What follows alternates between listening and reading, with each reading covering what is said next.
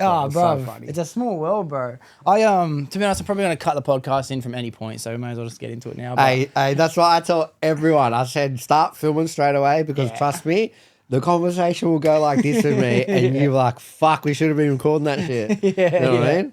for sure, bro. Yeah, just fucking film it, bro. Yeah, Just punch bro, it. building leading up to this, I was going through like old posts of yours. You know, I like to do Oh, a little yeah. bit of research as well. And I seen posts you collaborated with like Michael Lappin Oh, yeah. and Alex The boys, yeah. Milovanov as well. I think, bro, this world is so small. You know what I mean? This world is crazy. Yeah, so like, bro, it's actually a mad story how we all met. Yeah. So when I first got out of jail, bro, I knew the manager in JD Sports. I called her in jail, said, "Hey, can I get a job outside? Just fucking keep me on track, just get me sorted." You know what I mean? Yeah. Obviously working there 1, 2, 3 for ages, and like always seen Alex come in, didn't notice who he was or whatever, blah blah blah. And then like later down the track, when he was starting doing his socials, my manager goes, "That's Alex. He does this. Check him out." And I had a look. I'm like, "Fuck, he's doing good." Yeah. You know what I mean? Not just like what his followers are. I'm like, what he's doing is actually good. Yeah. And I reached out to him. I said, "Bro, what you're doing is mad. And I don't know if anyone's told you, but keep doing what you're doing, bro, because we're, sort of in the same journey with addiction and drugs." I said, "I'm a little bit further along. I was about 2 years sober." I said, "But keep doing what you're doing, bro. It's a really good message, and that you're young and you're understanding this and you're realizing this." I said, fuck anyone who says otherwise. I said, "Keep doing it because you'll feel good, bro. Yeah. And you're helping people and that." Reached out to him when we were talking, and then we met up. We just met up at the gym and just had like a mad sesh. And then funny enough, I was walking in High Street and Mick was there. Oh yeah. And I seen him on TikTok, same thing. I seen him. I'm like, "Bro, I know this guy." yeah. And he walked into the gym and I thought to myself, I was like, fuck it. Let's just go introduce myself. Yeah, man. Went up to him, I said, "Hey bro, like, I've been seeing your stuff." I said, "Fuck, like this is mad, bro. And well done. Like you're out here, you're being sober." And like obviously same thing, like Mick's was in a totally different situation where he spent most of his life in jail, struggled a lot to get things sorted and being sober. And I think that's where he's cracked like 7 or 8 months being sober, like the longest he's ever been. And I just said, "Bro, fucking good on you. Like just, Man. you know what I mean? Like keep coming to the gym, keep doing this, bro." And then that's how we stay connected. And then I think 2 days later, we went to the gym and had a feed and sort of really made a mad connection. And then all of us we all called each other and we stayed connected, and then we just started linking up, going to the gym, going out, doing things, and just holding everyone accountable. And it's hectic, bro. it's made a fucking mad friendship.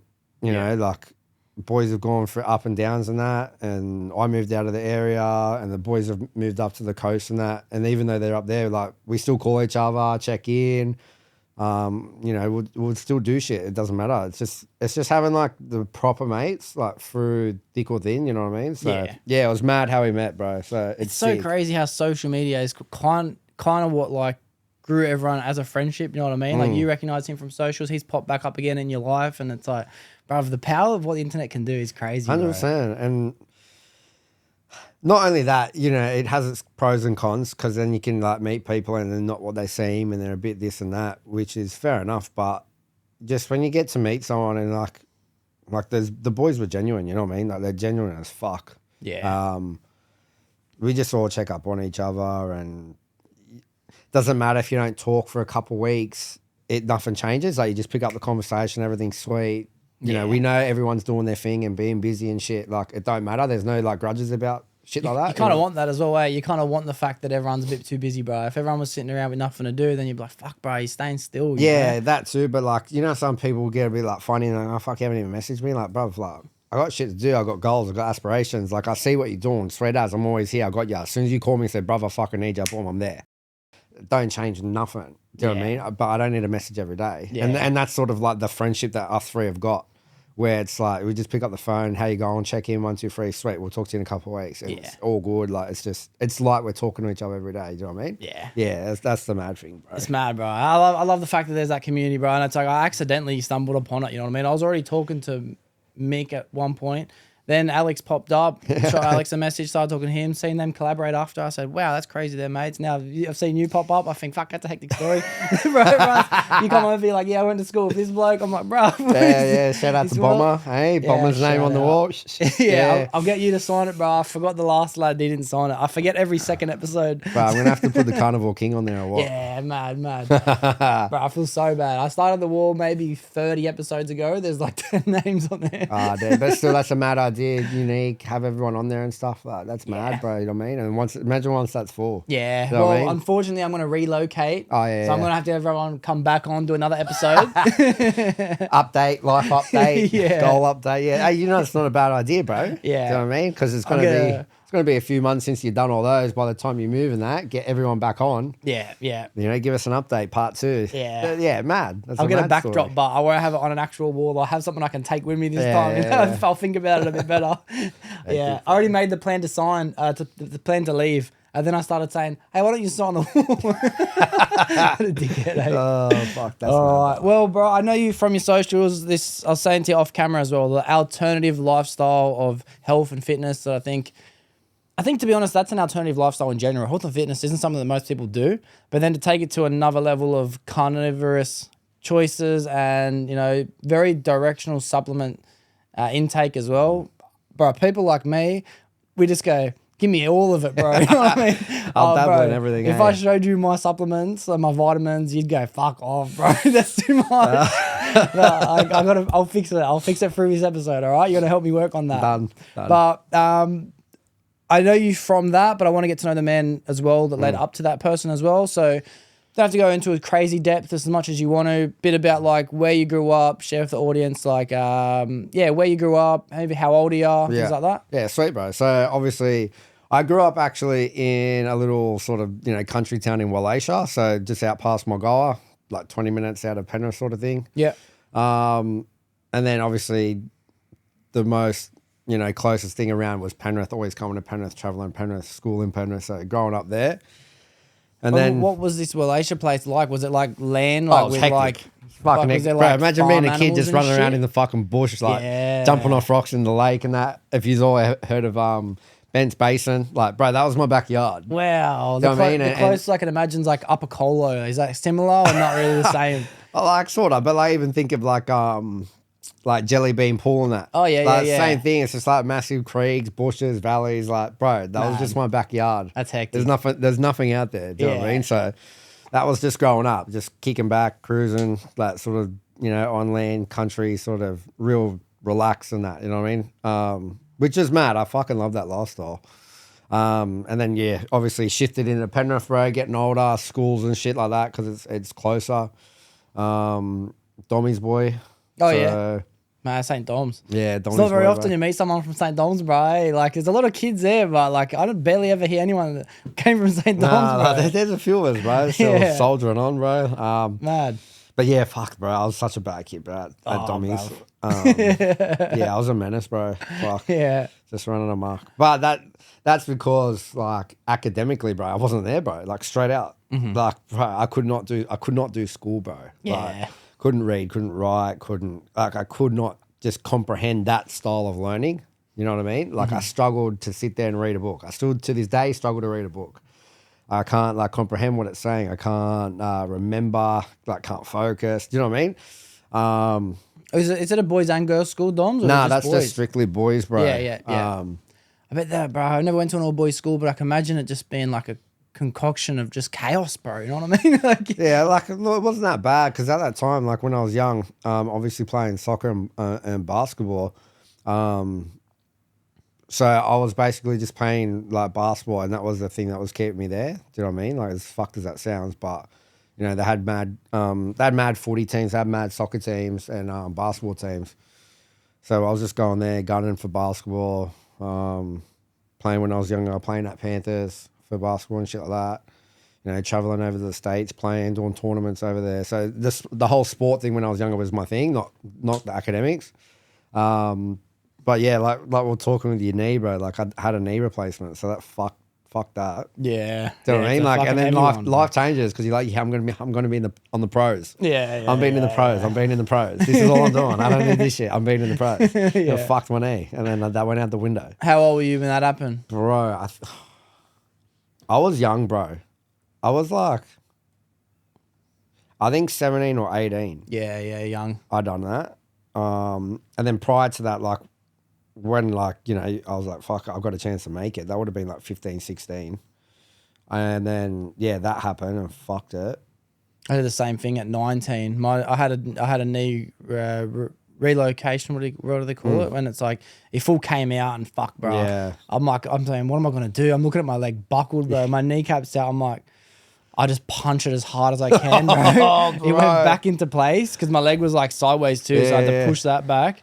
And then that led to surgeries and fuck 10 months of recovery. I'm thinking, bro. Yeah, see, so mine was the same too, because like, so obviously I had the surgery, but then at the same time I snapped my hammy as well.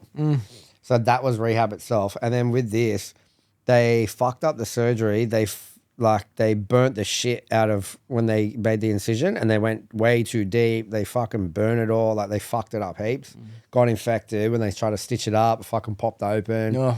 Like, it was just a mess. I had to go back in for surgery, and they're like, don't do any rehab for a year. Oh. And I was like, what do you mean? They're like, just do nothing for a year. And like, it just fucked me. Yeah, bro. I shouldn't have listened to him. Yeah. I should have just done rehab. I should have just got a heap strong. Because then what happened was I was so scared and afraid to do any exercise. I did nothing. And then when I went back to the gym, I was pissed weak. I couldn't do shit. And I was just like, it's like PTSD. I'm just like, fuck, I don't want to train legs. I don't want to squat. I don't want to do nothing. Yeah. Like, I'm scared. Damn. And then I only sort of like just like now in the present moment really got into it, and I'm like, fine.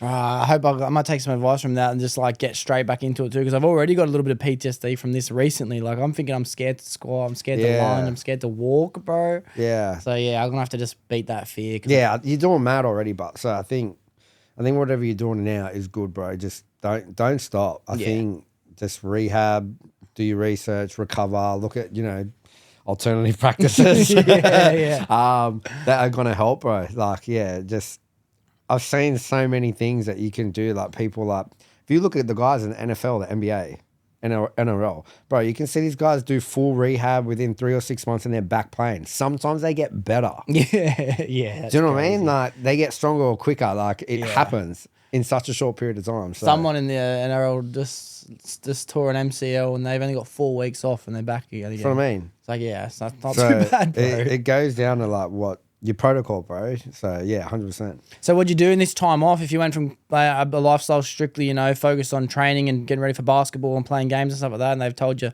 take time off, what were you spending that time doing? Oh fuck, I was doing nothing, bro. Yeah, literally nothing. Being a fucking vegetable. That was when I was like, young as.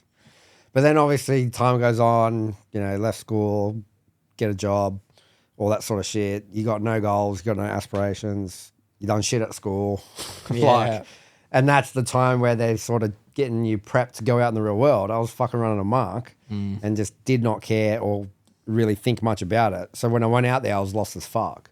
And I guess that sort of set me up to do what I did, where I was just like lost, just do whatever, just take whatever comes.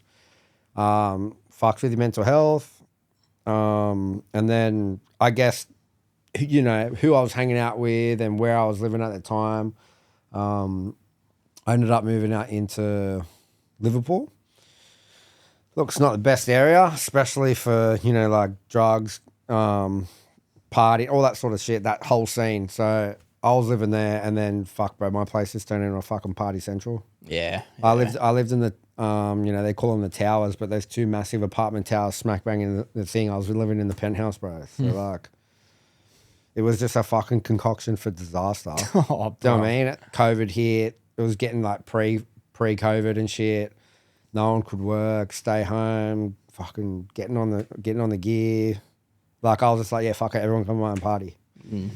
But it just spiraled out of control, bro. Like, well, the funny thing is, I never touched anything until I was like 23, 24. Was that a conscious choice, or you just didn't have the opportunity, or you like, this is bad for me? Like, No, the whole time I was just like, I was just gonna be that person that just never took them. Yeah. My whole time, teenagers into those early 20s, I was just like, no, and I was good. But I didn't really go out partying. I didn't really do any of that stuff. Do you know what I mean? But then, like, being out on your own, you're older, you know, you're meeting girls, you're just trying to impress and all this sort of shit. And then this is what happened. This one time, this chick was like, why don't you just try it? We're at yours. Nothing can happen. You know, you're in your safe space, 1, 2, 3. And I was like, you know what? Fuck it. I'll try it. It was M. Tried it. Since that day on, I never stopped. Yeah, fuck. And I mean, like every day after, I try to get it. Wow. From the day I started, the next day when everyone left and that, I messaged the dealer and I got more. That's crazy, bro, because M's not a very common drug for that to be a thing for, you know what I mean? People always say that with rack or bud or meth or coke. But it's like M, like, I get it, to be honest. I get it. Like, to be honest, that was my drug of choice back in the day too. So, yeah, it's crazy, bro. So, that would have been, did you say that was around the COVID time? When it was like was just home? before that when COVID started really getting hit, like where it was just like becoming a thing in that. And then just got hooked on it, eh? Like, maybe it was because I was just in a, you know, unknowingly in a shit place, mentally, physically, you know, all that sort of stuff. And we know that M can fucking make you feel mad. Yeah. You know what I mean? The dopamine and that. And I was just chasing that feeling, the happiness feeling. Yeah. And then literally every single day, bro, I was just getting balls of it. Oh, And wasn't doing nothing for me. Wow. It was doing nothing. I was just getting it. And I was like, I need to get that feeling, Bro, by the time 6, 7 months went past, bro, I had no fucking idea what I was doing. I'm brand new to drugs. Yeah. And I've pumped them. Because you would have hit that high pretty quickly then if you're getting that much at a time. So you're always chasing that, but your serotonin, your dopamine hasn't even already caught back up yet. Yeah, gone. Like, just absolute fucking depleted. Yeah. Didn't know nothing about that stuff. Do you know what I mean? Like, had no idea.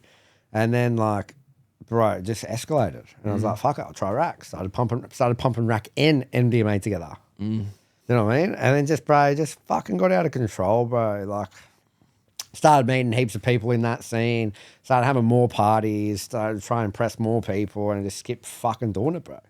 Like, that's literally how it started, and it did not stop, bro. It's crazy that it happened at such a late age, but it still caught up just as quick, you know what I mean? That it could have happened if someone was younger, maybe like experimenting at like 15, 16. Like, I remember me and my mates, I grew up the same, bro. I grew up like, I'll never smoke a cigarette. I'll never do drugs. Yeah. You know, that's bad. That's bad. But, bro, cigarettes and alcohol, they are literally the gateway into more shit. Like, you don't believe it, bro, but they fully are. I say that same thing. People say to me like, oh, what about drinking and gambling? I said, bro, drinking and gambling, the gateway. Yeah. Do you know what I mean? It opens up that whole avenue, because if you think about when the boys go have a drink, most of us go straight after work, tradies, most straight go after work to the pub, and what do? They'll go have a beer and a slap. When they have a slap, they're like, fuck, I want a bag. Yeah. Boys, you want a bag? Yes, sweet. Hey, where are we going next? Done. Let's go to the boys' house. Oh, let's get a few bags and girls. Done. And it just goes on, bro. Yeah. So it just opens up the fucking opportunity for everything. Yeah. People have always said it was marijuana that was the gateway drug, bro. People said pot is the first door you open, but I reckon, bro, if you take it back to a cigarette, that's the door. That's when you first have your first cigarette, you kind of open the door for the first time. Yeah. Because you're going against what people have already said is not good to do. Yeah. And that's the real thing, bro. It's not about what's illegal. It's about what's bad. You open the door to what's bad, bro, and you're like, it ain't that bad. You kind of think that for a bit, you know what I mean? Like, and I remember when I first got pretty badly involved in the drug scene, is like, I genuinely convinced myself that like everyone's wrong. You know what I mean? Like, drugs are not bad, bro. I convinced myself this. I was like, how can everyone be wrong, bro? This is fine. This is normal. Like, and same thing, bro. Even with MDMA, I remember there was even stages where I was like, it's actually safe. I convinced myself it was safe to be driving around because you feel so normal when you're on drugs. You know what I mean? I was the same. It's fucked. I was the same, bro. And it's funny that, like, because I was doing it for such a long time, the M, like, my M was my daily, bro. Every single day. Like, I ended up getting to doing, like, basically a ball a day, plus on top of drinks, plus on top of rack. Yeah. So, bro, it was just mental. But somehow I'm still...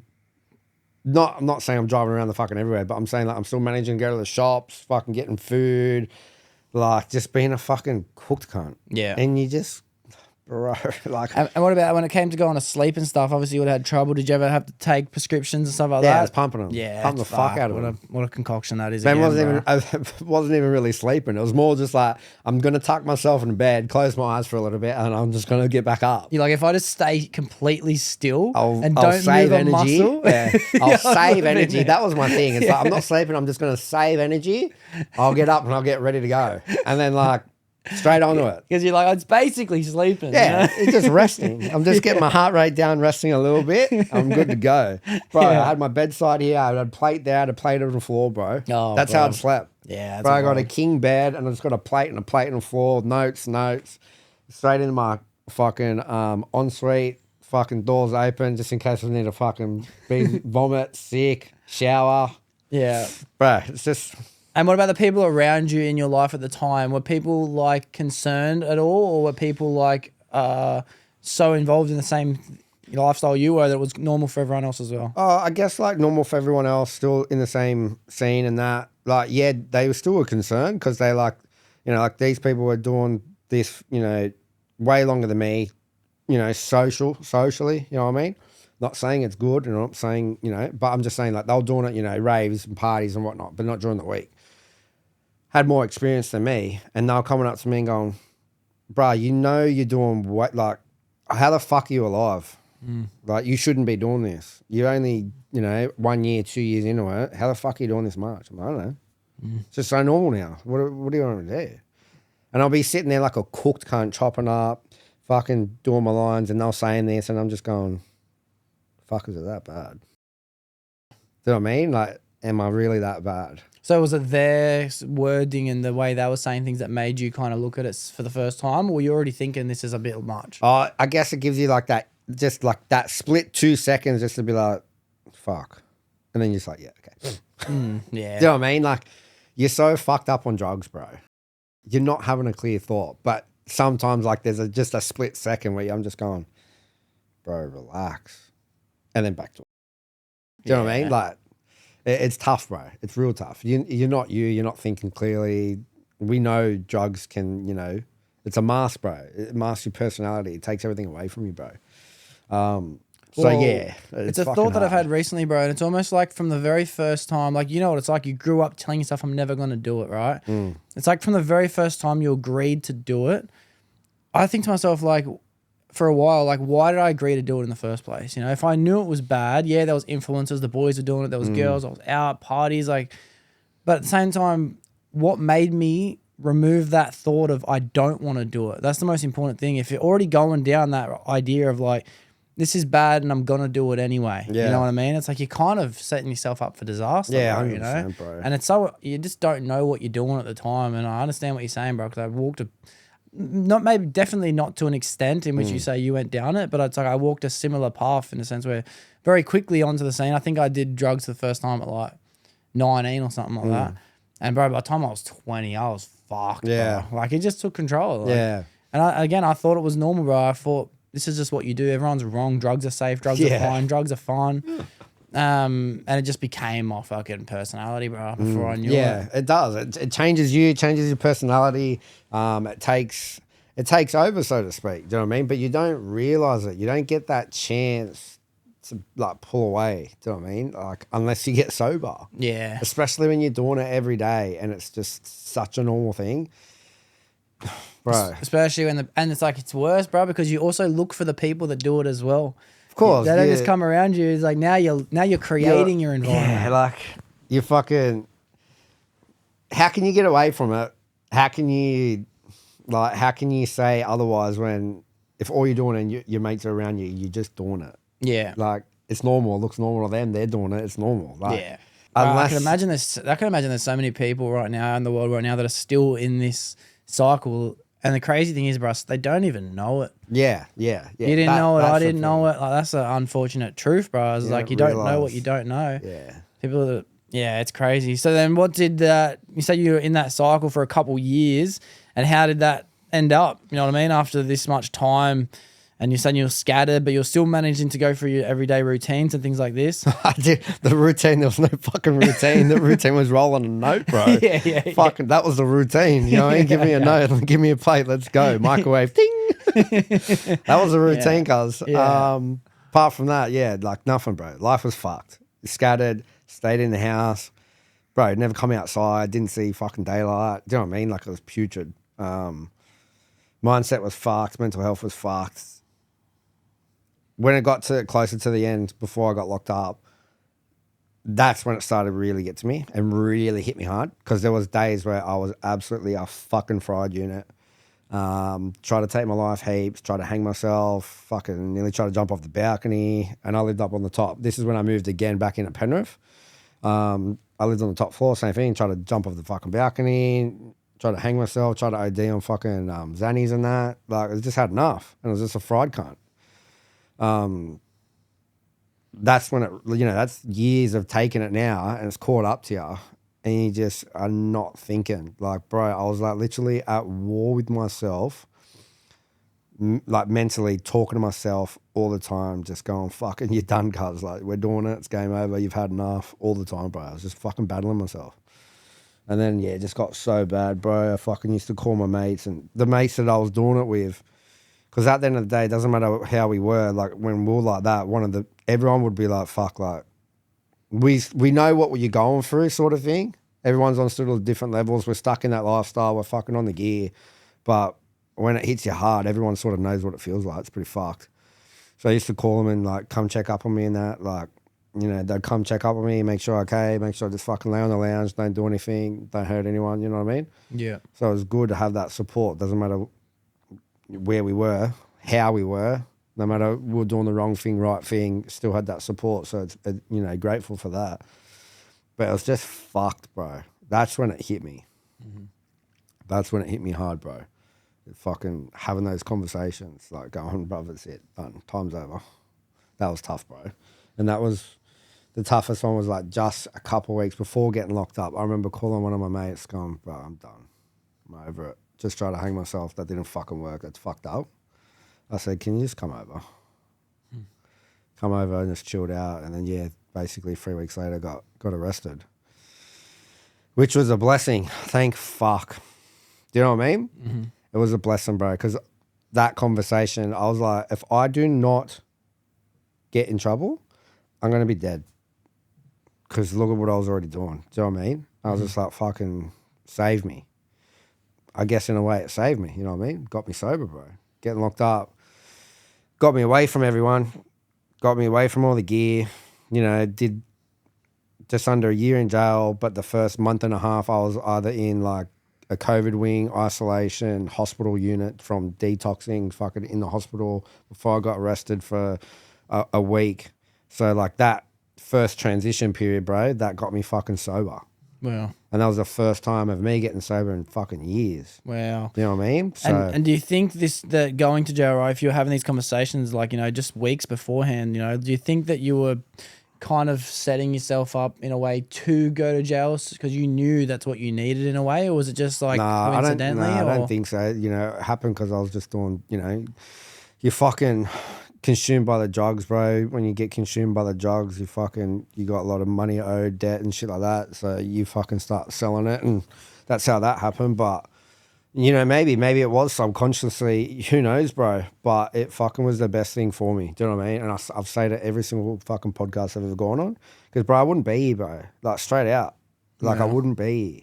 If it was another week later or 2 weeks later, fuck knows if I'd be here. Do you know what I mean? So they've done me a favour. They've done me a favour, and it got me sober, got me clear-headed, and look where we are now, bro. You know what I mean?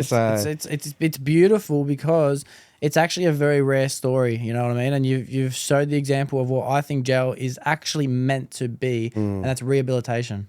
Yeah. Jail's meant to just remove someone from their environment and get them back into a way of living that won't put them back in there in the first place. Yeah, but unfortunately, bro, most people I speak to, it's just a revolving door at that point. It's hard. Like, it's fucking hard. I'm not saying like there's not much in there to actually help you, but because I got sober and, I guess like I had no choice. I gave myself no choice. I said, you're fucking changing your life. You know what I mean? You have to change your life.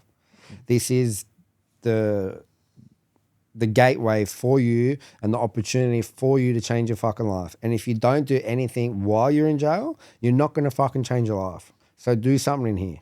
And then that was looking after myself, getting back into training.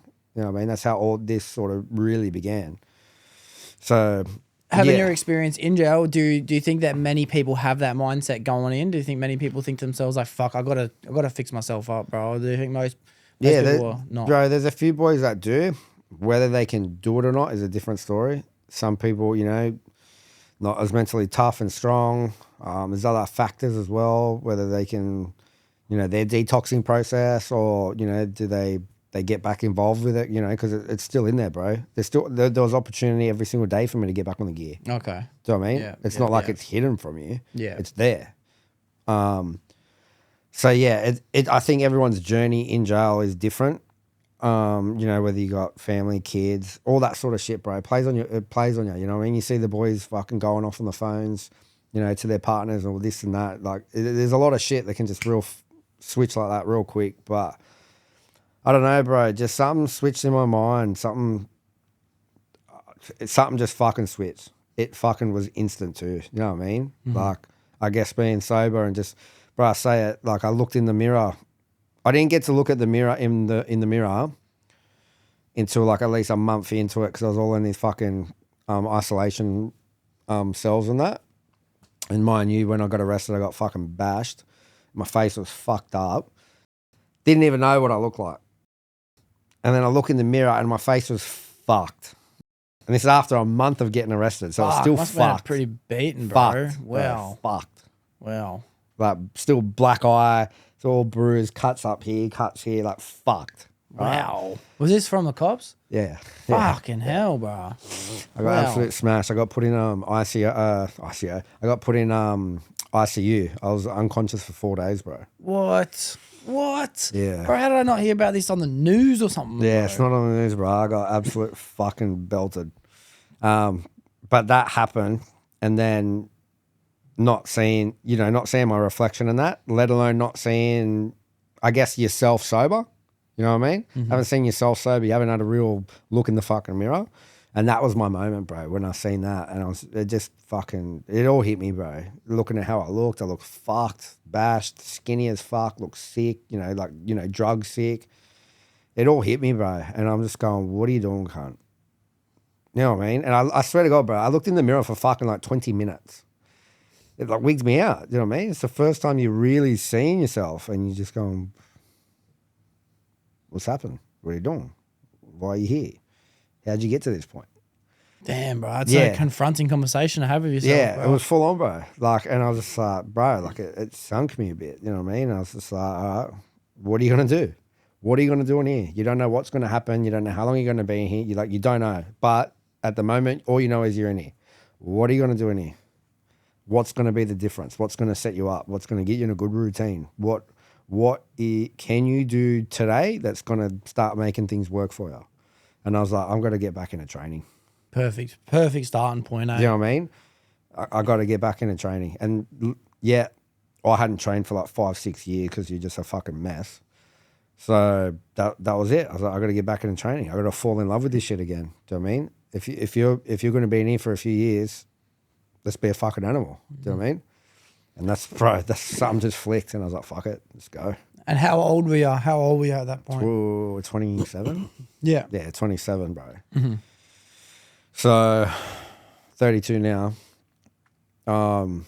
Yeah, bro. What was training like? What's prison training like, bro? Like, what's the schedule? What's the routine? What do you do for exercises? To be honest, bro, it's fucking mad. Yeah. You know what I mean? And I say it's mad because, like, look at how I come out. I'm not saying I'm fucking mad at this, that. I'm just saying, like, the routine, the training, the mindset I got, how much I fell in love with it, still train sort of that way now.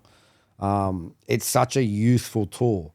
Learning how to do body, it's basics, push-ups, pull-ups, fucking stuff on the bars, calisthenics, strength work, squats, fucking burpees. Like, it's all basic shit that we don't really do. But fuck, if you implement it in your training, bro, fuck, it's mad. Yeah, bro, it's and you can do it anywhere. Do you know what I mean? Yeah. It's so mad. You can incorporate it anywhere just to get you on a good base and in a good routine. Just do that every day for 2-3 weeks, bro. And now you've got a mad routine. You're like, oh, it's sweet.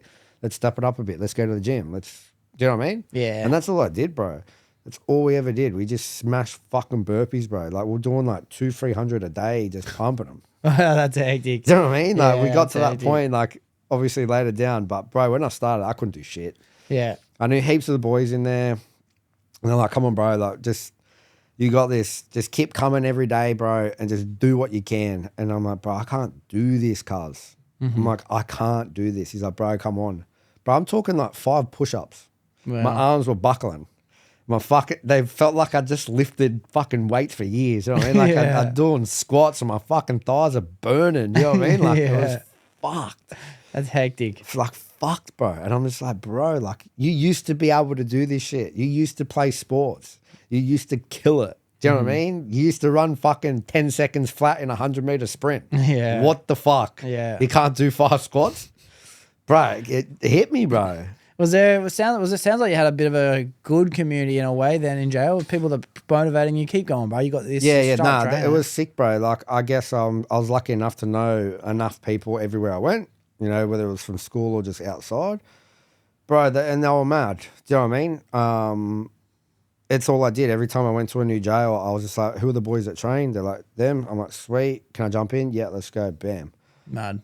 And I guess it's no different than the gym culture here, you know, like you meet some of the boys in there and you're like, sweet, you need a spot, sweet, 1, 2, 3, and you just help each other out, bro. And it was like that, and it was mad. And it was like, I guess the guys that train in there, like you form a little, you know, you form a little group, you form a little community in there, and you just push each other.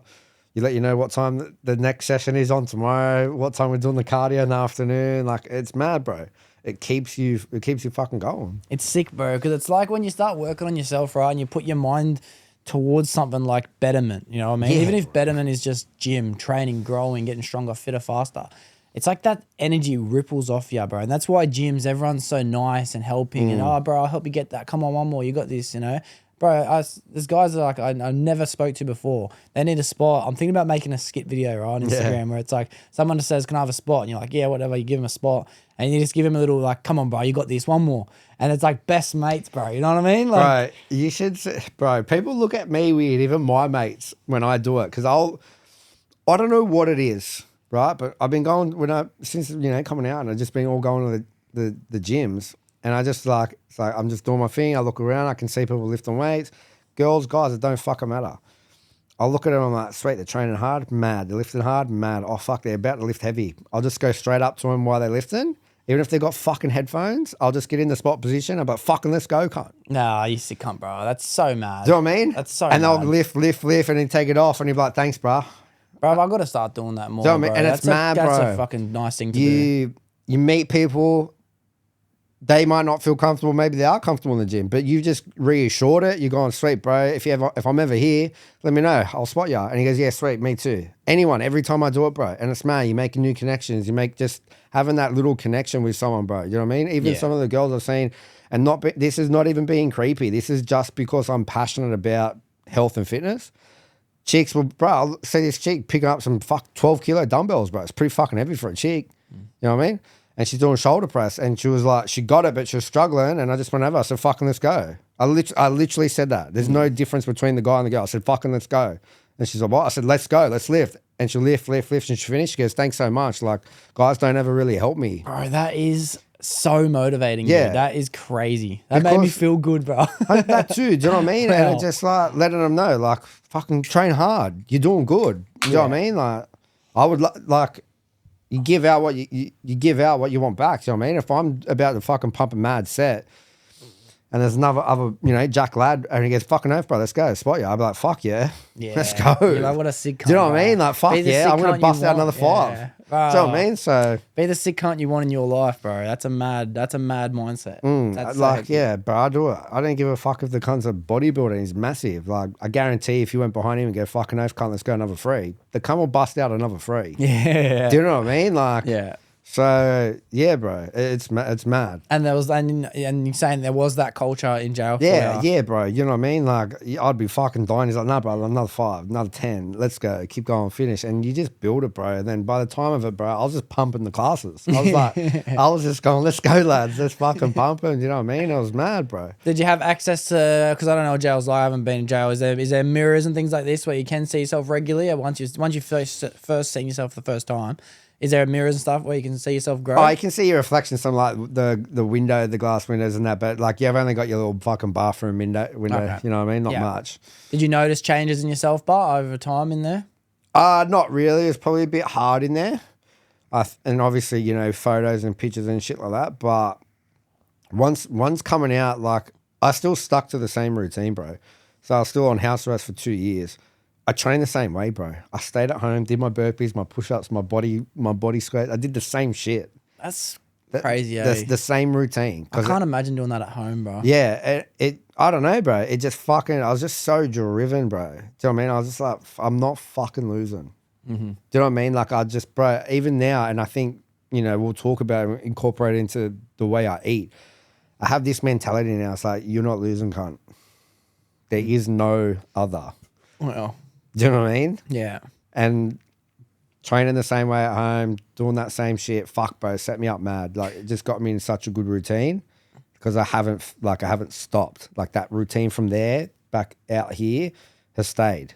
I got a question I want to ask you, right? And this is kind of something that I've been theorizing over the last probably 2 weeks pretty heavily. Like, would you find that you got addicted to the working out, addicted to the routine? It became like obsessive in a way. Yeah, 100%, bro. Like if you look at us, you know, if you talk to anyone who's an addict, bro, you got an addictive personality, addictive thought pattern.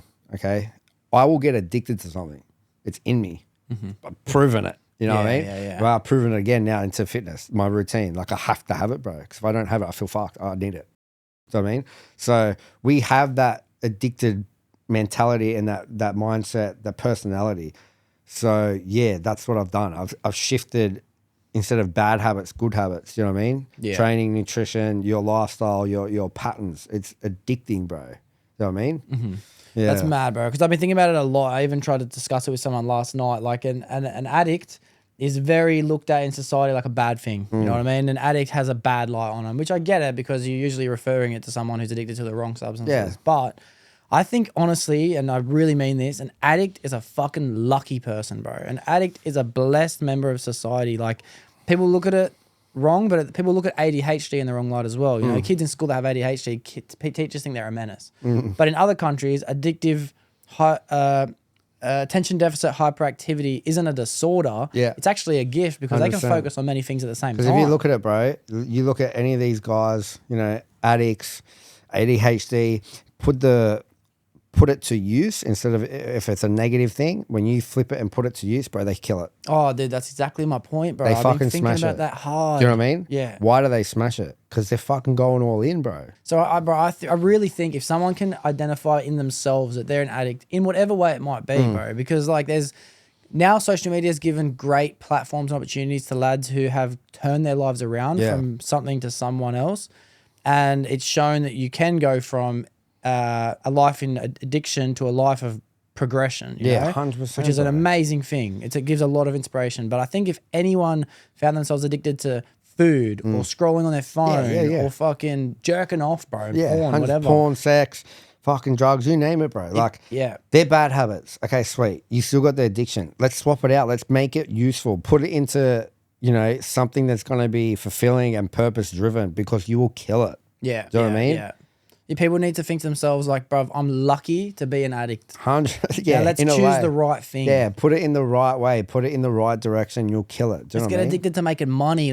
Bro, if you want, let's get addicted to pulling girls. Let's get addicted to training. Let's get addicted do it right. Do you know what I mean? Fucking make a business out of it. I've seen these guys. I'm just going to say it as an example because it's going to be very odd and people are like, you know, I can't do it. I can't do this. You can. Like, bro, when you have this mindset, like you just said, being addicted to pulling girls. Okay, so do it right with respect and that. But you can make businesses off this shit. Yeah. Have you ever seen Instagram or TikTok guys where they just walk up to random girls and they just drop their one-liners and see if they can get them because they're addicted to seeing how they communicate with the girls. That can be a thing. Do you know what I mean? When you break all this shit down, bro, this is how my mind works. Yeah. It's very business related.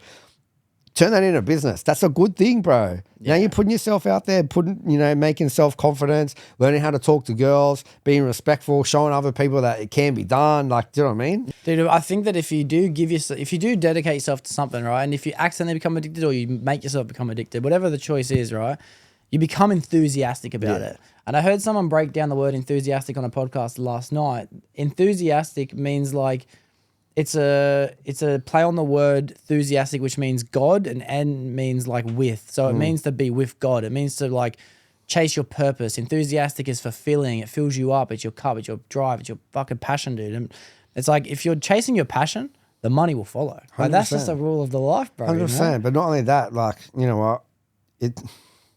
If you're chasing money, you're doing whatever you're doing for the wrong reason. But it works well that money will follow if you chase your passion. You know 100%. What I mean? And I can put it into its perspective, not just money-wise, but having your purpose and your passion and the difference and not being true to yourself. When I first started the business, bro, I was just trying to be a normal PT and a normal nutritionist. Even though I was carnivore behind closed doors, I was worried about what people would say about me or, my beliefs and my systems and all this shit. So I just portrayed to put out there, I'm a PT, I'm a nutritionist, normal shit. Got nowhere for a year and a half. Nowhere. Nothing happened. No bites, no nothing. And I don't know, something just switched and I was like, fuck it. I'm going me. Everything I know, everything I've studied, everything that I believe in my beliefs, I said, I'm going all in. As soon as I did that, game changed. Yeah, well. Because you're being true to yourself. Do you know what I mean? And your messaging, your enthusiasm, everything is true. Do you know what I mean?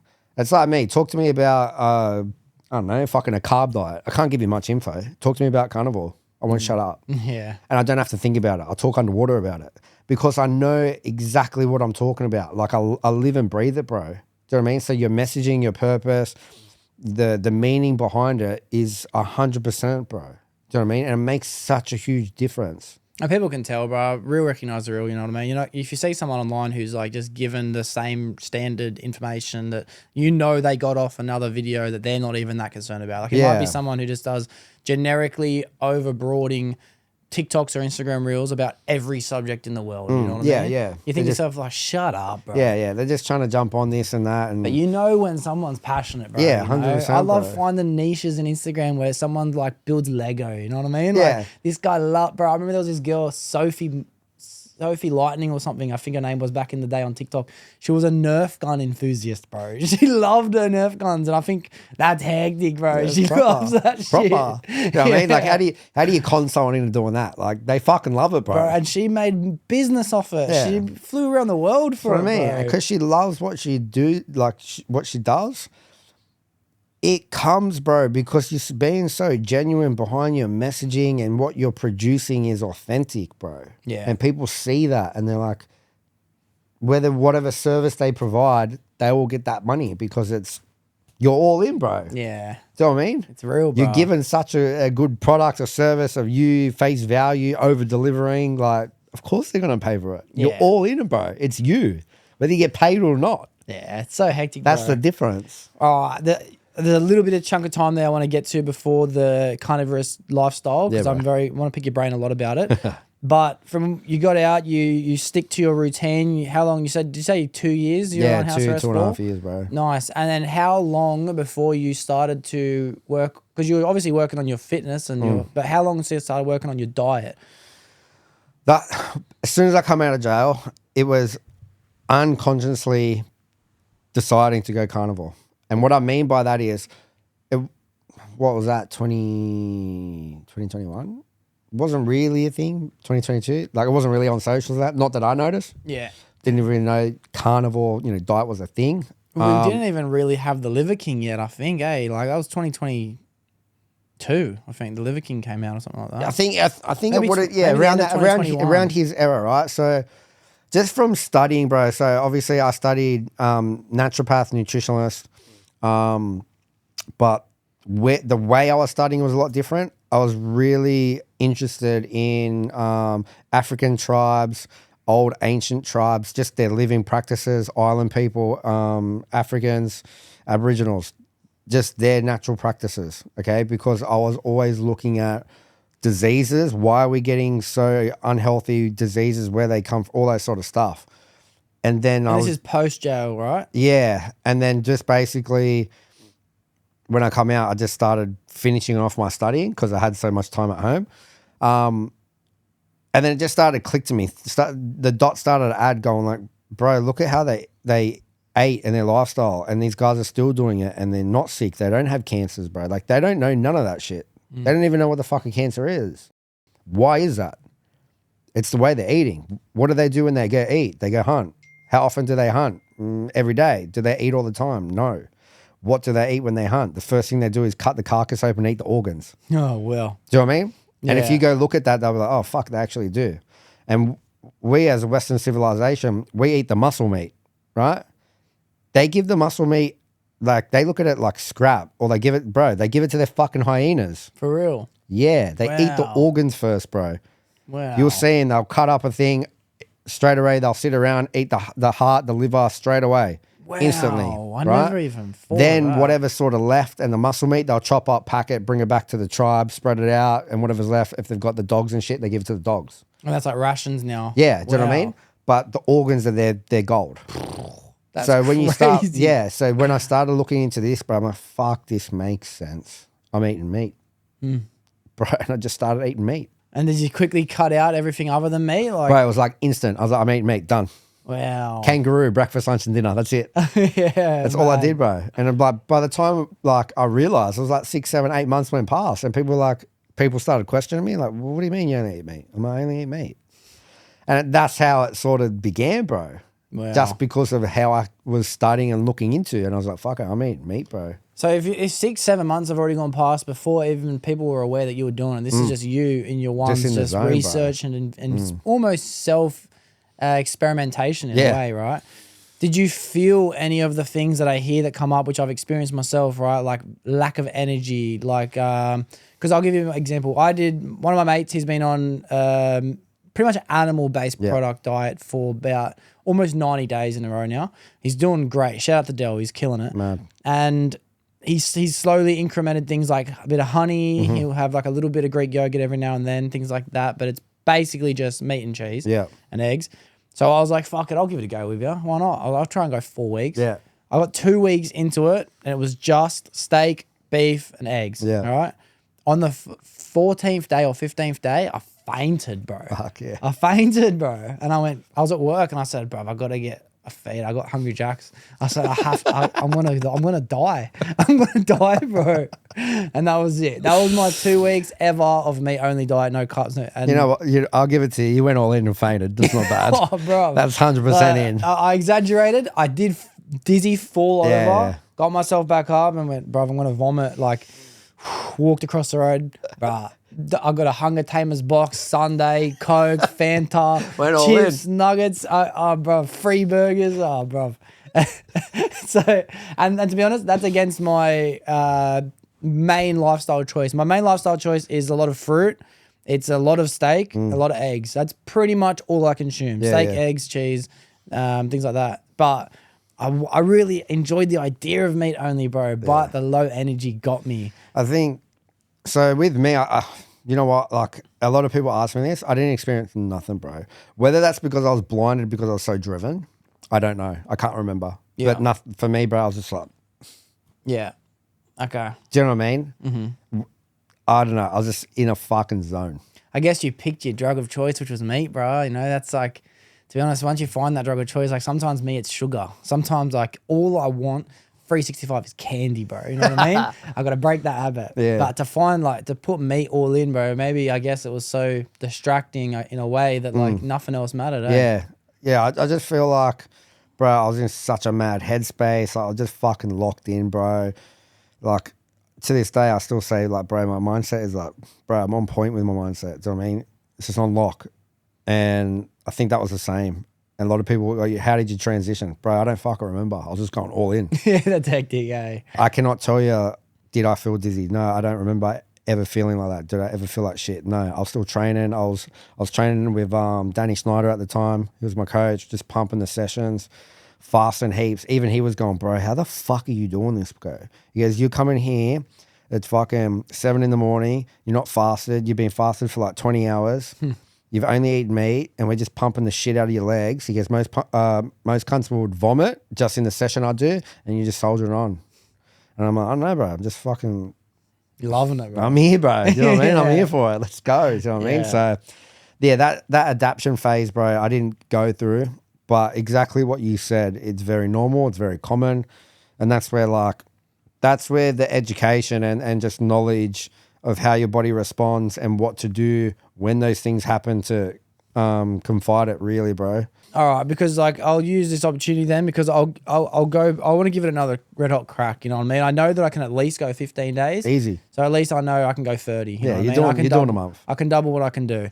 So if that does come up again, and you'd have a bit more knowledge than me on the facts, like what should people do if they find themselves getting like dizzy or fucking things like that, or even like low energy? Like if it's a common thing, you just have to suck it up. Is that all it is? In a way, yes, but you can still do things to help. So one, the low energy is coming from, if you think of your body as a car, how old are you, bro? 26. So you're 26. For 26 years, you've putting petrol in your car. Now, the next month, you're going to be putting diesel in it. It's got no idea how to run. It's got no idea how to operate. So it's going to go low and trying to figure the shit out. Then once it figures it out, it'll start to come back. Everyone's different with that time, but it happens, okay? So that's how I look at it. To try and help that, you could be under eating or you might not be eating enough fats. The reason why I say fats is going to be your new fuel source. We want to run on ketones, okay? Also for the people that, do their calories, a gram of protein, a gram of carbs is 4 calories. A gram of fat is 9. So it has double the energy. Why wouldn't it make sense to fuel your body with that? Okay? Because, carbs is what your body operates on, energy in a way. So fat has more. It has double. Do you know what I mean? So why wouldn't we be using that? If for the people that work off calories and energy expenditure, has double the energy expenditure. You're going to get double the energy from fats. Why wouldn't you be using it? Yeah. Do you know what I mean? Now, the other thing would be is your mineral intake, so salt. When I mean salt, obviously not table salt. I'm talking about a Celtic sea salt, a mineral salt that has a lot of vitamins and minerals in it. Because on a carnivore, you get depleted of your minerals and you get dehydrated quicker. So majority of the time, it will be the salt, your electrolyte imbalance. So get natural electrolytes in your heaps. So salt all your meals, breakfast, lunch, and dinner. We basically call it salt to taste. Once you can taste the saltiness, back off just a little bit. You want to still enjoy your food and see how you go with that. If that's still not enough, start putting some in your water as well so you consume it during the day, okay? So don't be scared of the mineral salt. I'm probably taking on like 10 grams a day of salt. Yeah. Do you know what I mean? First thing in the morning is a pre-workout dry scoop of salt, bro. Bam. That's already 5 grams. Do you know what I mean? Yeah. And then every day, all your meals. Like you'll be surprised how much you actually need and how actually good it is for you. The difference between it in your pre-workout, in your meals, your energy. It's hard to explain, but you're more hydrated and you'll sort of understand what I mean when you do it. You will just feel better. Do you know what I mean? When you're drinking your water and that, you just feel better. Because I find that, bro, when I drink water, it doesn't matter how much I drink. I'm thirsty, and I don't take. Is it called Celtic salt? Is that what you called it? Yeah, Celtic salt. I don't take anything like that. I have salt in my steak and eggs, but it's just fucking whatever I get from Coles, bro. Yeah, it's probably table salt. Yeah. So the argument is salt is salt. Well, salt is not salt because when they harvest table salt, this is the bad salt that people know about and say it's going to fuck your arteries. Yeah, that's right. Table salt will do this shit. It's the way they harvest it and they collect it and they process it. It strips all the shit out of it. So you're basically left with fucking 2 minerals in it. Do you know what I mean? It does nothing for you.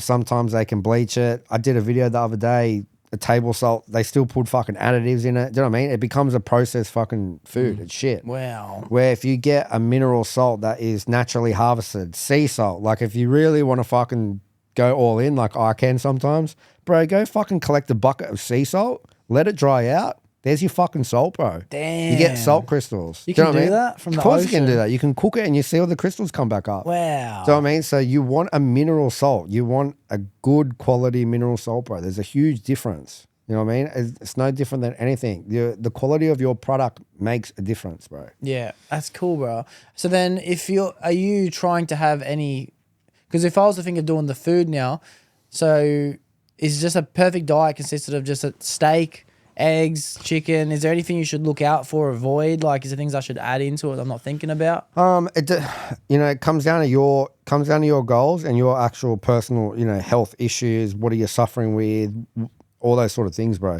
The easiest way to start, just for a generic person, would be any product that comes from an animal. So beef, butter, bacon, eggs, ruminant meat, so red meats, any cut, doesn't matter. Whatever you prefer is going to be obviously better, but mixing it up gives you variety. Chicken, and then seafood, okay? That's the most basic, easiest way. There's all different animals you got there, heaps of variety. Bro, that's a great way to start. Yeah. Real simple. Do you know what I mean? Don't overcomplicate it. Okay. Just an animal. Yeah. It's very, very easy. Yeah, okay. You know what I mean? That's cool. And then obviously, depending on your goals and like I said, underlying health issues, then you have to start, learning and turning into different things that can help and combat situations. And yeah, you name it, bro. Do you think that most people have underlying health issues? This is a question I just thought of now because like I obviously know people that go through, they might have things like diabetes or they might have like high blood pressure, insulin levels. Like I guess that's still diabetes, but you know what I'm trying to say? But most people like myself, I have no idea what's happening inside my body, bro. But I eat a lot of shit. Do you bloat when you eat? Bloat when I eat. You feel heavy, you feel, Yeah. So I guess I can definitely. most people will have gut issues because of the world we live in. It's like 9 times out of 10. 10 out of 10, guaranteed. Yeah. Do you know what I mean? And then that itself, some people are like, oh, I've got constipation, bloating. I bloat all the time when I eat. I feel heavy. I wake up in the morning, I'm bloated straight away. But straight sign, there's something going on with your gut. Do you know what I mean? That's straight away for me, bro. Then that stems into everything else. Do you know what I mean? Then you start asking, okay, so how's your sleep pattern? If you sleep 8 hours a day, do you still feel fucked? Are you still brain fog and that? Sweet. Okay. I have that actually for goes real. back to your gut health. Wow. Do you know what I mean? Yeah. So, yeah, because I would say if I was to take today for an example, Yeah. bro, like I probably got around about 7.5 to 8 hours of sleep. Yeah. But when I woke up, like every day, bro, it takes me at least an hour to feel like I'm up. Yeah, sweet. Like I have to get myself in the truck, go get a fucking ice long black, come back, and I have to literally sit and wait for me to wake up, and it takes a while, bro. And then like this is what I do. I just break it down so you guys can understand what's happening. So like, what was your meal last night? Last night wasn't the best. I got a Porto, so there was fucking pita, there was rice, there was garlic sweet. sauce. Heaps of carbs, heaps of sugars, and then there's heaps of additives. So that affects obviously your gut health in general. It fucks with the bacteria in your gut.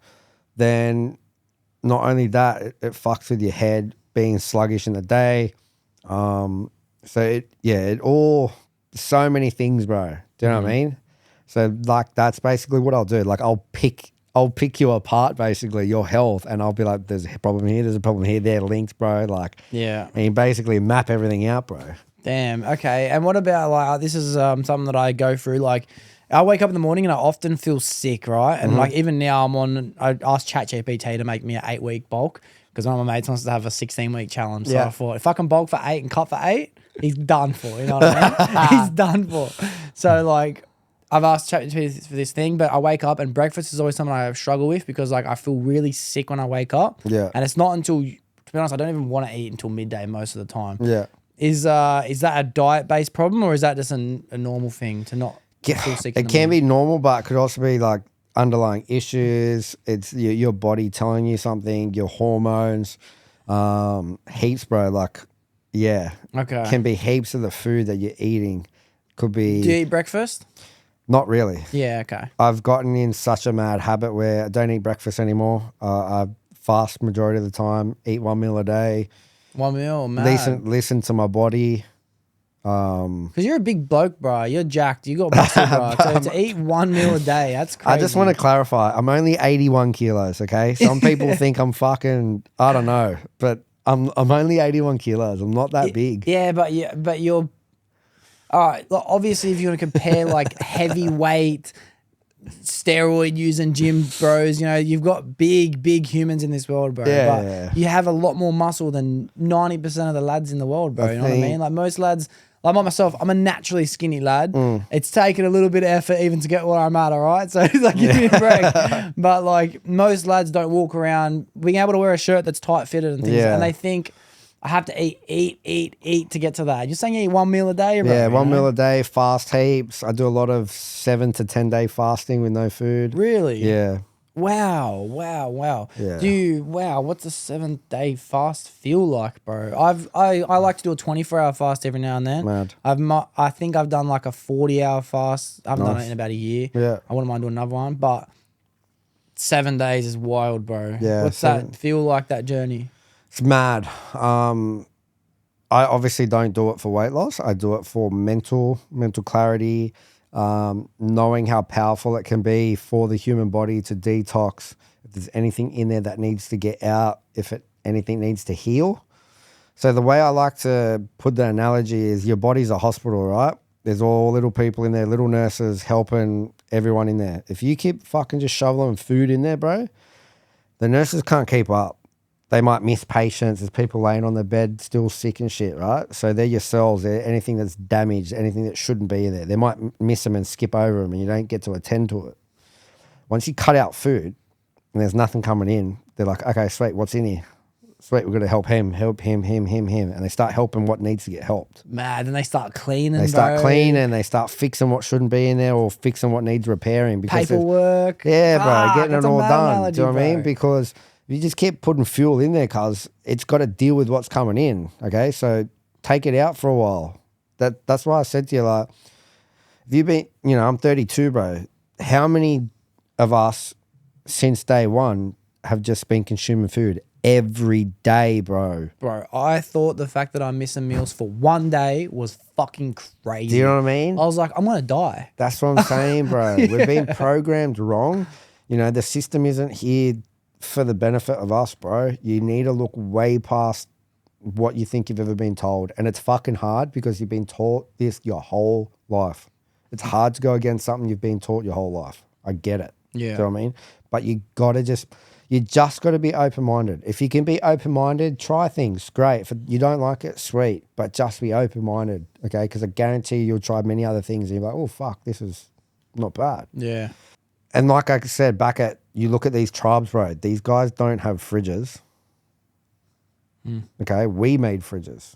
Yeah, because I think that too. I think to myself, like, what do they do when they're on their hunt? You know what I mean? Like, not all countries have the fruits that grow or the crops or even the berries shit. Like, you look at fruit and veggies, they're seasonal. They're also regional. They don't grow every fucking day all year round. Do you know what I mean? Why the fuck do we have bananas, apples, you name it, every single day? And none of them are even from Australia. It's not normal. That's why they're farmed. That's why they get GMO. That's why it gets, what's the word?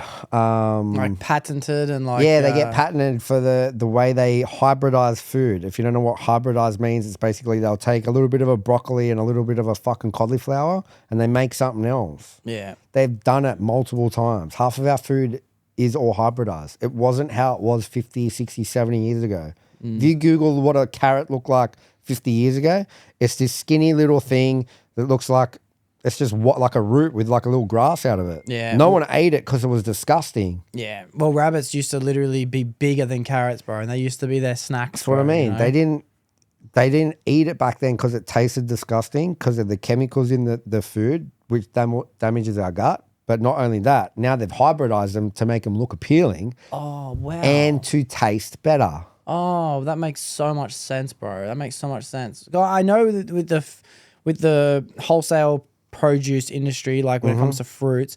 So let's just use oranges as an example. So nature kills nature. Everything's trying to kill each other. So you have plant-based diseases that go through and try and eradicate species, kind of like COVID did to humans. Yeah. And then you have scientists in labs who are constantly working on a genetic version of an orange tree to make sure that that doesn't become extinct. Yes. And every year they have to make a new one, bro, you know? And that's crazy because I guess we're not even eating what was originally here. I just thought, fuck yeah, how good are they keeping oranges alive? They're not even oranges anymore. That's what I mean, bro. Everything gets hybridized, bro. So that's why, you know, I live the way I live. I'm not saying that it's not perfect for fucking meat either because they got processed meat. They fucking, you know, they feed some places, feed them with steroids. Like it's everywhere. But I choose to eat the way I do because it's less of it. Do you know what I mean? And there's less, you know, chemicals and additives and all that rubbish to it. Yeah, I guess you pick your poison and you may as well pick the most least fucked That's right. It's all about just having that education, looking around what's going on and just trying to pick the best sort of option that's going to, you know, keep you less sick, have less additives, less chemical, all those sort of things. And at the moment for me, like meat is the option because it has the less of everything else. And then do you try and have any of the things like you were saying in the beginning, like the tribes would eat the organs first? Do you ever eat any organs and shit? Bro, look at my Instagram. I eat raw meat. I don't give a fuck. The raw meat I've seen. I eat raw meat. I remember I was talking to you about that. I said, no, that's fucking crazy. Yeah. Liver, heart, kidney, brains. I've eaten everything, bro. And how is that to digest? Like, is that is it gross, bro, eating that shit? Like, that's crazy. Like, I get it. Most people have a texture thing, a visual thing. They can't do it. Like I said, bro, like I have it, you know, you look at my past, I'm a little bit tweaked. Of course I'm tweaked. You know what I mean? Like, it's a good way to say that. I'm tweaked. I don't give a fuck. I'll say it. Like, I'm cooked. Also, but the mindset I have, bro, like I just don't give a fuck. Yeah. I've gotten to that point. I just don't care, bro. I know what I'm doing. I'm just so locked in. Do you know what I mean? I'm passionate about what I do. I know this is going to benefit me. Give a fuck, makes it taste better. Bro. I guess you're right because it's like I actually have always thought vegetables were good for you, right? And it's like I'm not in this moment trying to say that I agree that they're completely bad, but I've been told things like spinach and blueberries and all these superfoods are good for you. So it makes me want to eat them and it makes me like excited and I'm like, fuck yeah, dude. Yeah. Like it tastes better because I think it's good. Yeah, of course. So if I could just understand that anything like a liver or a fucking heart, if I knew that was heaps good for me, maybe I'd make it taste better, you know? Sweet. Oh, do you want me to spit some facts or what? Yeah, let's go. Bro, like straight off the bat, like your organs are the most nutrient dense food you can have. And what I mean by that is it has so many vitamins and minerals in it compared to any other food. On top of, it is more bioavailable, so your body will utilize it more and better. So you're doing, you know, instead of having a multivitamin, have a liver. The liver, it has fucking everything in it. Yeah. And your body will absorb it because it's in its natural produce. Do you know what I mean?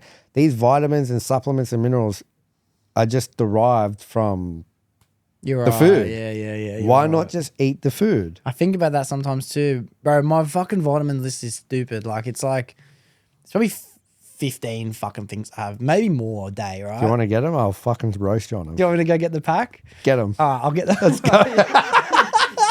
You're gonna laugh, guys. Let's get them.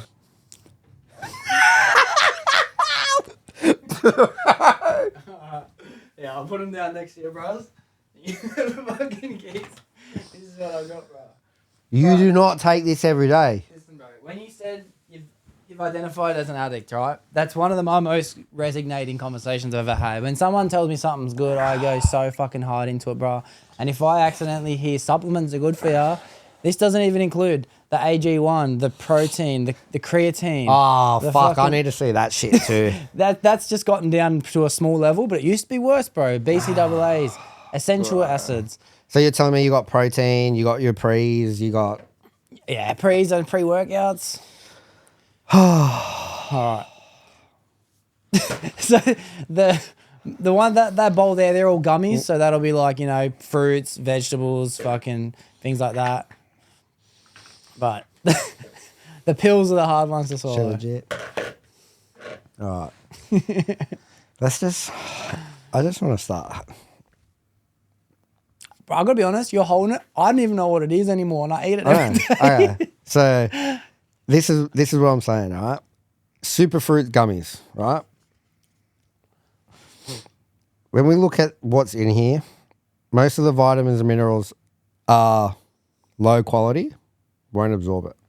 But not only that, this is what gets me, okay? Other ingredients to make the capsules or the gummies. Straight away, the first ingredient is cane sugar, so it's just sugar. Then they're putting in Tropica syrup, which is going to be another sugar. Then you've got water, pectins. Pectins come from seeds and shit. They can cause disruption in your gut microbiome. Natural flavors. When a product says a natural flavor, it has an ingredient list of anywhere from 50 to 2,000 ingredients in it. Okay? Really? Yeah.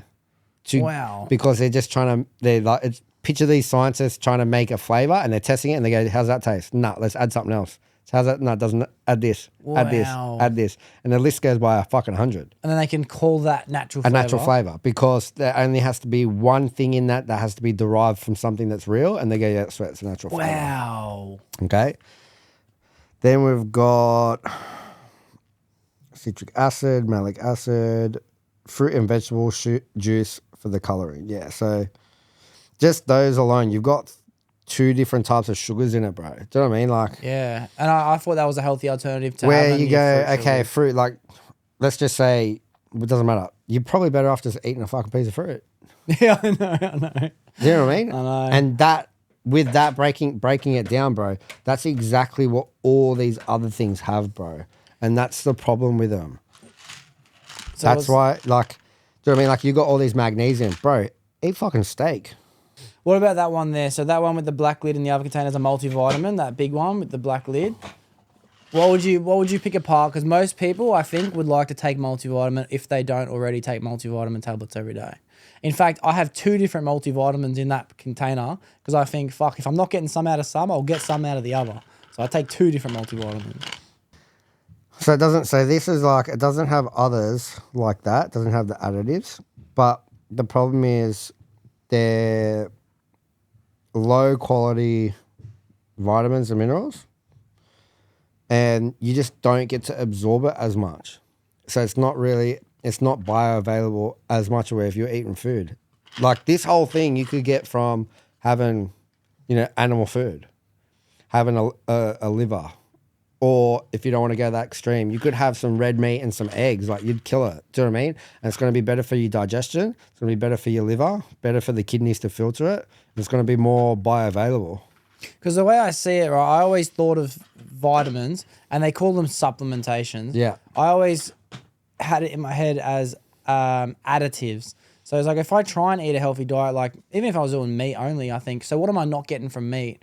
I may as well just go take all the supplements in the world just in case I'm not getting what I'm getting from the meat, Yeah. Everything you have here, you can get from real food. And I think we and I'm not saying all supplements are bad. I'm not saying that. There are supplements that are good. But when you start reading like those ingredients, like it sort of contradicts like what you're trying to do. You're trying to be healthier. Like I get it. You're trying to do the right thing for your body, right? But most people don't understand these things. And that's what the problem is. It's about bringing awareness just to have a read of what's going on in these things and seeing what they really are and what they actually do to your body. Like, yes, I'm a bit of a fucking cooked cunt when it comes to this stuff. But like same with this. Well, someone has to be, bro.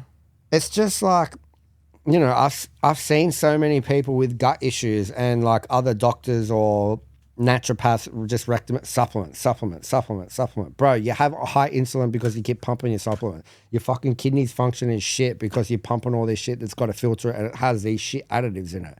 Do you know what I mean? There's better ways to do things and there's better supplement choices to understand and know about. But it's just knowing these things to make those choices. And that's all I'm about. Do you know what I mean? It's just giving you education so you can make better decisions. Do you know what I mean? And the same with this. Like the first ingredient is fucking syrup and cane sugar, bro. Do you know what I mean? You know what's funny? Is and like, natural flavors. Like I thought they'd be a good alternative being on for a meat beets. diet. Just eat, like, I'm not saying I would eat them, but just eat a fucking beetroot. Yeah. do you know what I'm saying, bro? Just eat the beetroot because it still has like, it's been extracted from the beetroot. Just eat the beetroot. So do you take any supplements at all? Is there anything worth? Because in that list, I noticed you went over Shilajit and you weren't as upset when you seen Shilajit. There's Shil- ashwagandha in there. It's because I know like the potential it has. Yeah. And then, you know, obviously coming down to the brand, making sure it's legit, all that sort of stuff. That's a different story, doing your research. Shilajit, you know, is a rock resin, has a lot of minerals. I've seen what it can do. It can definitely help. Same with like, you know, sea moss and things like that. You know, it's about knowing the brand, the quality of the product. It's no different than in the diet itself. Do you know what I mean? For us as a carnivore, the difference between grain-fed and grass-fed. You know what I mean? It's about the quality. Knowing what they can do is the difference. And then obviously, you know, picking what you're going to eat. So yeah, like I do rate what it can do. You know, not all supplements are bad, but it's just knowing those things, picking a better quality that doesn't have those additives or don't have low quality ingredients. Okay. I did a post about that the other day with like, that LMNT electrolyte drink. Everyone fucking uses it. Bro, I read the ingredients. They've fucking got shit ingredients in it. And it's derived from fucking mineral salt. Yeah. Just have salt, bro.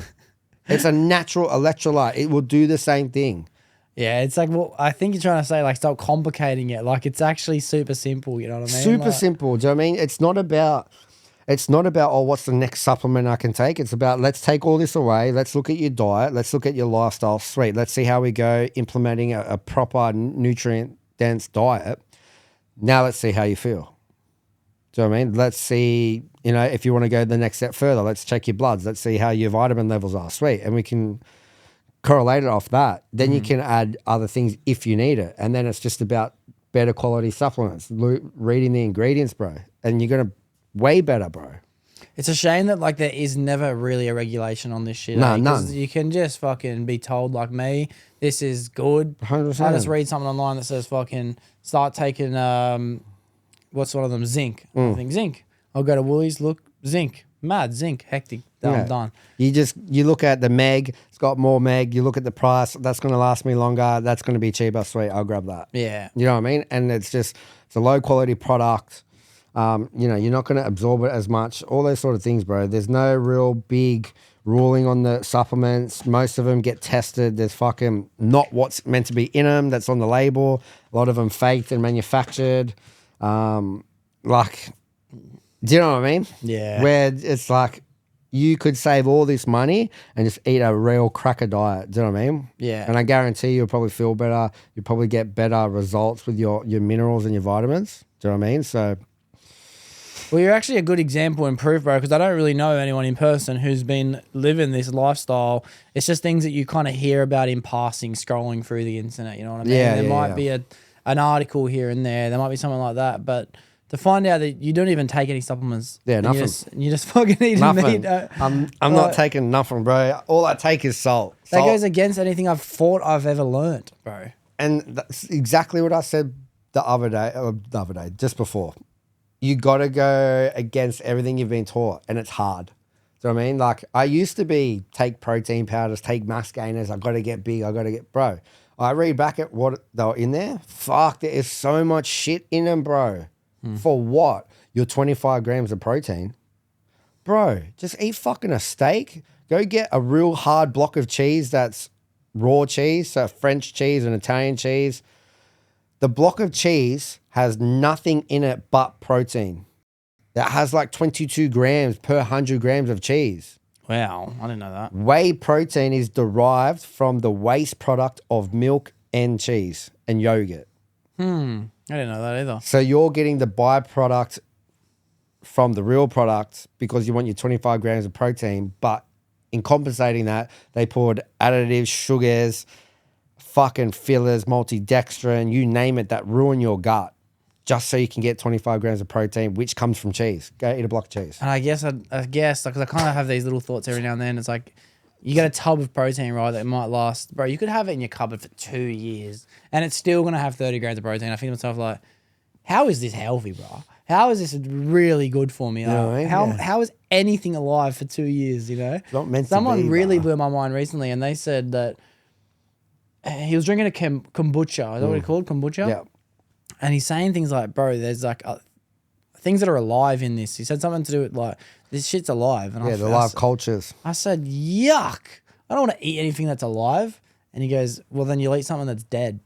And I was like, fuck, bro, that's worse. It's true, but when you break it down, right? So that's why you look at yogurt, kefir, fermented vegetables, stuff that's fermented. It's fermented because it's growing bacteria on it that's beneficial for your gut, right?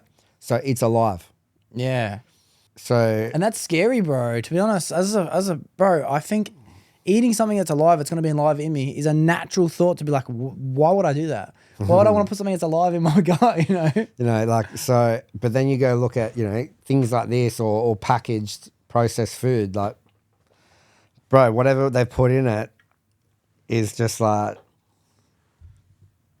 not good for you. You know what I mean? You look at your food, bro, you need to look at your food in two options. There's only two options when you eat food.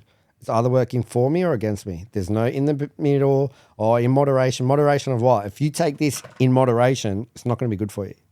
Okay? Yeah. If you take McDonald's, you take fucking chocolate in moderation, it's not good for you. Because in moderation is what? One a day? One a day for what? 20 years? After 20 years, you think it's good for you? Is that moderation? I guess that's a good point, eh? If you only have to take it in moderation, then you shouldn't take it at all. Thank you. Yeah. Yeah. You know what I mean? Like people, like a lot of people say that, oh, just things in moderation. Okay, sweet. What's your explanation of moderation? Once a day. Okay. A can of Coke once a day in moderation. That's okay? That's even crazy to think about. Have you looked at what's in a can of Coke? Like actually, not just the sugar content, but what's in it, what's made out of, the chemicals, what it can do to you. Anti-corrosion chemicals that's in coolants. The food coloring, the caramel coloring is the worst coloring that you can have in food additives. You're having that every day in moderation. You're going to tell me it's okay? It's not okay. I'm not saying it's going to kill you then and there, but when 20, 30 years worth of moderation, it's going to destroy your gut. That's maybe why you got bowel cancer or why you got other issues in your gut. So do you think that most of the issues that people have when it comes to diseases and things are actually because of the things they've been put in their body? Because I notice, and to be honest, it might even be unintentionally, because some people end up with fucking diseases, Parkinson's or fucking something crazy, and they've been pretty healthy, bro. They've just had their food triangle most of their life. Maybe on a Friday or a Saturday, they'll have a little sweet or a fucking glass of wine or something like that. Yeah. But they still end up with these fucking life-threatening diseases and shit. I definitely, you know, this is my belief. All disease comes from your gut, and the thing that you put in your gut is food. The other things that impact that is your environment, and what I mean by that, the clothes you wear, the products you put on your skin. You know, if you live in a moldy house and things like that, mold toxicity, microplastics, heavy metals, all those things combined will give you some sort of symptom of a disease. Okay, over time, in moderation, building up in you, you'll have problems. You know what I mean? I heard this thing, and it's like, I'm super interested in carnivore lately, bro. So it's a perfect time to get you on the pod. I'm so glad you came across my feed, because obviously I tried it not too long ago, and more things are popping up. And I think one of the big, we mentioned Liver King before, right? And that was the first time I ever had my eyes open to it. And the reason why that never stuck with not just me, but I think a lot of people, is because he was clearly lying. That guy was like on the gear. He ended up coming out, and it was like, I think he's come out 2-3 times, still lied about it. Yeah. His doctors leaked, you know, his doctor's paperwork got leaked. So it's like, you listen to this guy, and he's saying all you have to do is eat meat, and you can look as big and as jacked as me. And I knew for a fact, looking at it, like, he's on the gear. I did it when I was 17. I know what happens when you take it. And then it's like that kind of went away from especially my exposure to social media and the internet. And then recently I seen a post by Jordan Peterson's daughter. Yeah, Michelle. Michelle. Michaela. Michaela, that's it. Yeah, Michaela. And she was saying that a Harvard study has recently watched a bunch of patients and been given the carnivorous diet, and over 90% of all patients lowered their symptoms of their diseases, if not reduced them to zero. Even diabetes, bro. That was the craziest one for me. Diabetes. I've got mates with type 2 diabetes and type 1 diabetes, and like they genuinely have been told that they're going to have to take insulin for the rest of their life. And I can jump on that. So I've got multiple clients that have type 1 and type 2. All my type 2, I've got their type 2 diabetes put in remission. They do not have it anymore. That's crazy, bro. So that's something they've been told since they've had it. You've got this for the rest of your life. You have to take this medication. You've got to control this. You know, the stress they have, the shit they have to put in their body to jack up their insulin, all that shit, out the fucking window, bro. Well, Do you know what I mean? yeah. I've got proof time and time again, all in my, on my socials and that, bro. Their heart, their blood pressure, fucking 160 over 80, getting it down to normal 120 over 90, like those things, bro. Everything. I've seen it, bro. Do you know what I mean? So I don't care what people say or the science, this, that, bro. To get from A to Z, and I did it through this program, and someone that had psoriasis, eczema, type 2 diabetes put in remission, then a type 1 being able to use less insulin and manage their symptoms better is mad, bro. Yeah, bro. Anything you can do to reduce or reverse a problem, bro. Yeah, so... Especially when you've been told there's nothing you can do. That's the biggest 100%. problem, bro. Like, you lose hope. You lose hope, bro. Like, the people I know in my life that have diabetes, like, they're just like, almost like, fuck it. Yeah. They're like, I can't have a glass of Coke, but fuck it, I'll drink a diet every day. A Coke Zero for breakfast and dinner. For me, and this is what I mean by like the system. You need to look outside the system because most of these guys get told, oh, you need to have carbs to spike the insulin back up. Bro, that's why you've got the fucking problem. Because all you kept doing is spiking the fucking thing up. Why do we not have this as mainstream information in your opinion, bro? Is it just a lack of information or is it a suppressed information? Suppressed information. It's a money game. If we're sick, they make money. If we're healthy, they don't make money. The medical industry doesn't work. You go look at my page. I've jumped on heaps of podcasts with doctors. I talk to the doctors and I tell them, and they ask me, about my methods and things like that. And I'm like, you guys have studied, some of these doctors are doctors for 20, 30, 40, 50 years. I said, you studied for anywhere between 5 to 7 years. You did not study nutrition for more than 10 hours? And they're like, yeah. Oh, really? Yeah. Oh, That's that makes the a lot of difference. sense, bro. Okay, so that's the difference with a doctor. They will, if they're legitimate, like the doctors that I know, they'll be honest and they're like, you're right. They said it on a podcast, 2 of them. They go, you're right. We haven't. Wow. You know what I mean? So they're not educated in what food can do to you, but they're taught, if you come to me with a problem, what can I give you? What's here that I can give you right now before you leave? That's my goal.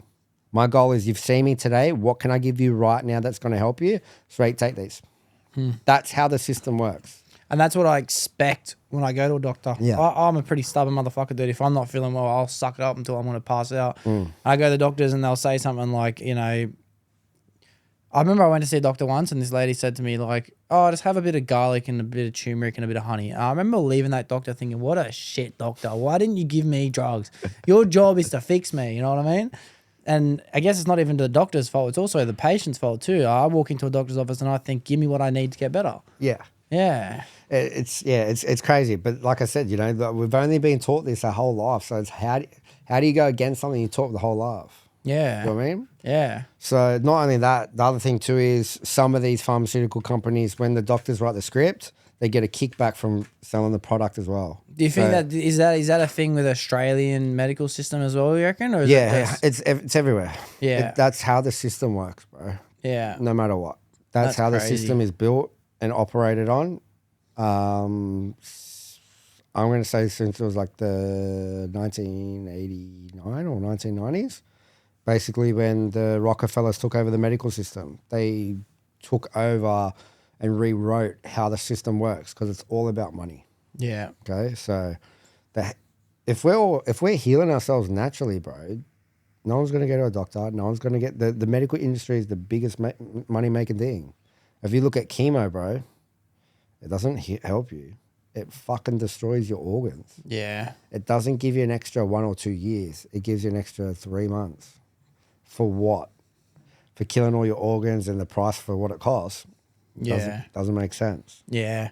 I've watched people go through chemo, bro, and it's fucking devastating, bro. It's devastating. And then the people that I'm referencing in my head that I watched go through it, he did make big conscious decisions in his life to start being as healthy as possible. And he was fixated on things like, fruits and vegetables and nuts and all these. And to be honest, meat wasn't even a big part. He thought, And you know what's crazy, bro, is like the world of vegetarian and vegan lifestyle alternative is actually bigger than carnivorous. Yeah, 100%. Way bigger. It was the biggest thing a couple of years ago. It was massive. Do you know what I mean?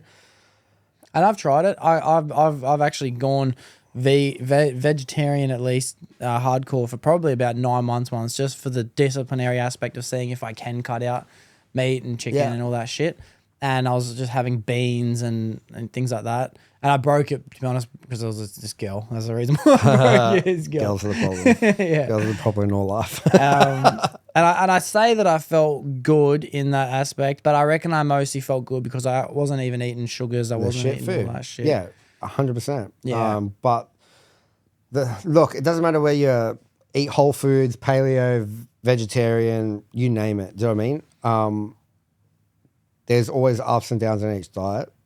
But from what I've seen, bro, I've got guys that were 20, 30 years vegan and they come to carnivore. No one ever goes from carnivore anywhere else. Yeah, yeah. Everyone goes sort of everywhere, goes to carnivore and be like, I'm done. Yeah, well. They finish here. They don't leave it. The other thing with some of these long time vegans that I've spoken to is like they all get to a point where they're chronically ill. Yeah, I've known. Chronically sick. Everyone I know too. And they're on heaps of this. Yeah, yeah. Because you can't get everything nutrition wise from being on a vegan. Have to supplement, and you got to supplement the shit out of it. I 100% know that too. I know everyone that I knew that was vegan had to at least start with some steak, bro. Had to have some fish, and then before you know it, bro, they're not vegan anymore. Yeah, you know what I mean? Yeah. Their body was begging for it. And yeah, it's tough. I'm not bagging them out or nothing, but it's just like look at what's really available to you. Like I said, open mind. You know, start looking into. Like I said, with fruits and veg, the hybridization, where did it come from? Is it its natural form? You know, the chemicals and pesticides, like all these stuff. When you start looking into that, you know, is it good on your digestion? Like a lot of things people don't know about, like about nuts and seeds. Like it's really hard on your digestion tract to break them down. They should be soaked in water for ages to help it. But then there's heaps of chemicals and things that are in it that, like phytic acid, okay? It's another one. Phytic acid, there was a study produced on it. Phytic acid has the potential to block your minerals, so potassium, magnesium, you name it, your absorption up to 100%.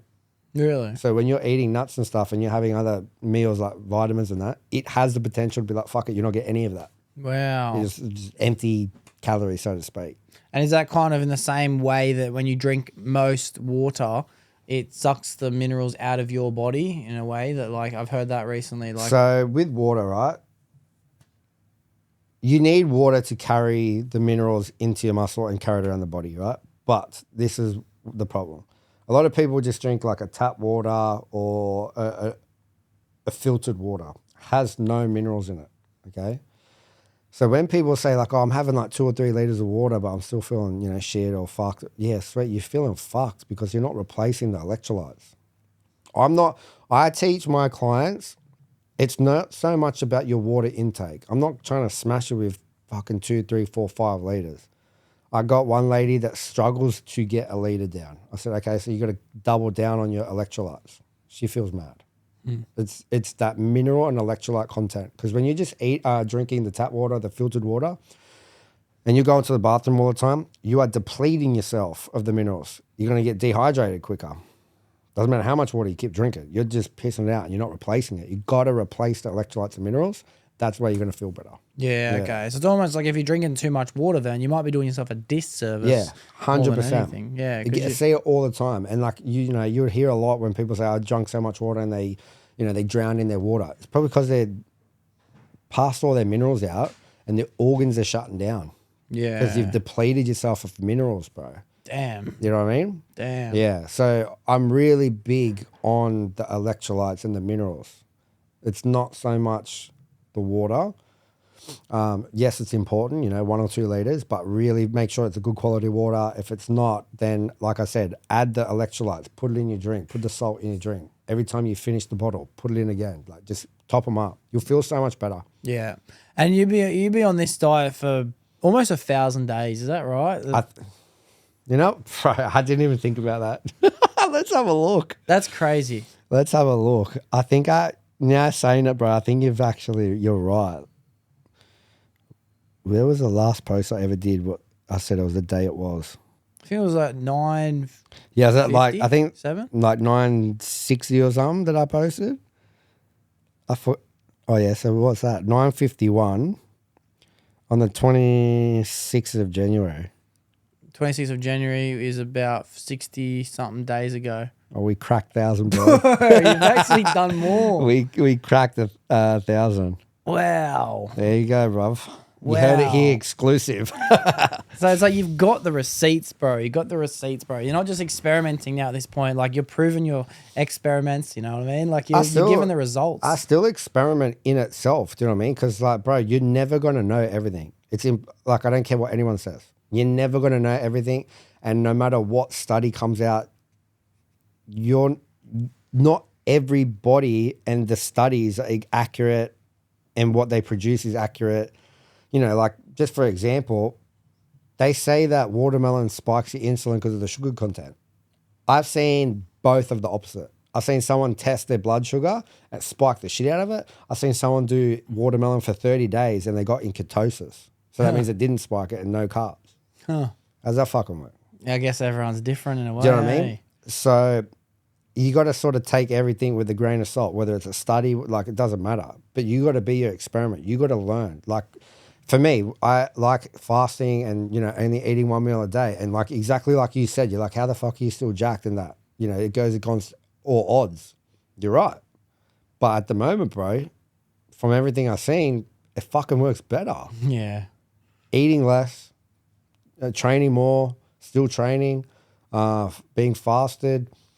I see better results. It looks like, to me, it looks like the testosterone increases, your growth hormone increases because you're in that survival mode.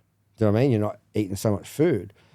Things are working better. Do you know what I mean? I'm able to hold my lean muscle mass way better. That makes sense, bro, because Do you know you're what I not mean? becoming complacent of complacency and comfort. And when you stop moving, you stop growing, you start to die. You know what I mean? 100%. Nothing sits still in, someone said on the last episode I just recorded, nothing sits still in nature for long enough before it starts dying. You know? So if you're constantly like looking for food, bro, you know what I mean? Yeah. You're like those tribe members going through on a hunt. Have to be, bro. Do you know what I mean? Like, it's just everything I've learned, and I keep learning. Do you know what I mean? I never stop learning. Because how do you know? Who knows? It's very rare to use yourself as an experimenter. I like looking up to Dr. Huberman in that sense, where he'll take shit and just see how he feels. He'll journal. He'll do his own blood. He'll do all that shit. You got to do it, bro. Wow, he's doing his own shit. Yeah, you got to do it, bro. Do you know what I mean? Like, it's no different. I could say, all right, bro, I'm going to do, you know what? I'm actually, it's so good. I'm going to do, a study on myself coming to the end of this week. So what I'm doing is, normally what we do is have a high fat, high protein diet. I'm about to do the complete opposite because they're saying that it shouldn't really work. You're going to feel fucked and all that. So I'm basically going to eat kangaroo because it's the leanest meat. Do exactly what I did last time. I'm going to see how much my body changes because I'm going to keep fats so minimal, no carbs, or protein. We're going to see what happens. Do you know what I mean? See how my energy is, how I'm functioning, just see what happens to the body. That's so hectic, bro. That's so hectic. So then I want to get into this world of now how you're coaching other people in this same field that you've gone down as well. So you said in the first, this was a year you were saying that you're doing a PT and you aren't getting any results? Yeah, nowhere, bro. Like, I so J'd up to, I paid for like a business coach to help me. That was $1,500 and I'm like, yeah, like this is all I got. Like, oh, can we please touch on that? I've had a lot of people on lately who have been coaches, and the world of what coaching is brand new to me, and I love picking apart, not picking apart, but trying to understand it more, because there's a big fear that I've always had when it comes to paying for a coach, because it's like, what am I paying for? I don't understand, you know what I mean? So how was it for you in the beginning when you first decided I'm going to pay for a coach to teach me? Like, how did that feel? Were you fearful? Was it like, what am I getting out of this? Why am I doing this? How did it feel in the beginning? It wasn't too much money for what it is, because I know there's a lot of coaches out there, 10, 15, 20 grand. So for that, I was like, you know what, it's an investment. What he's already shown me, I've already learned a lot. So how can I not take something away from this. So it was all right. I learned a lot. It sort of started, I guess, the journey. So it paid for itself. And did you find it beneficial to do it? Maybe not beneficial in results, but I learned a lot. It made me, I guess, like map out business structure, all those sort of things. So you need it. So yeah. Because you got to learn it somehow, bro. You have to learn, do you know what I mean? So I learned that and then just tried to start it off, but just wasn't getting nothing, bro. Do you know what I mean? And it was hard because then you're just trying to be like everyone else. You got to try and fit in. These guys have got 10, 15, 20 years on you. So bro. It was disheartening and discouraging too. So I was just like, I was a bit in the slumps about it for ages. And I'm like, fuck, like, what am I going to do? I was back into that mindset of being lost again. I didn't like it at all.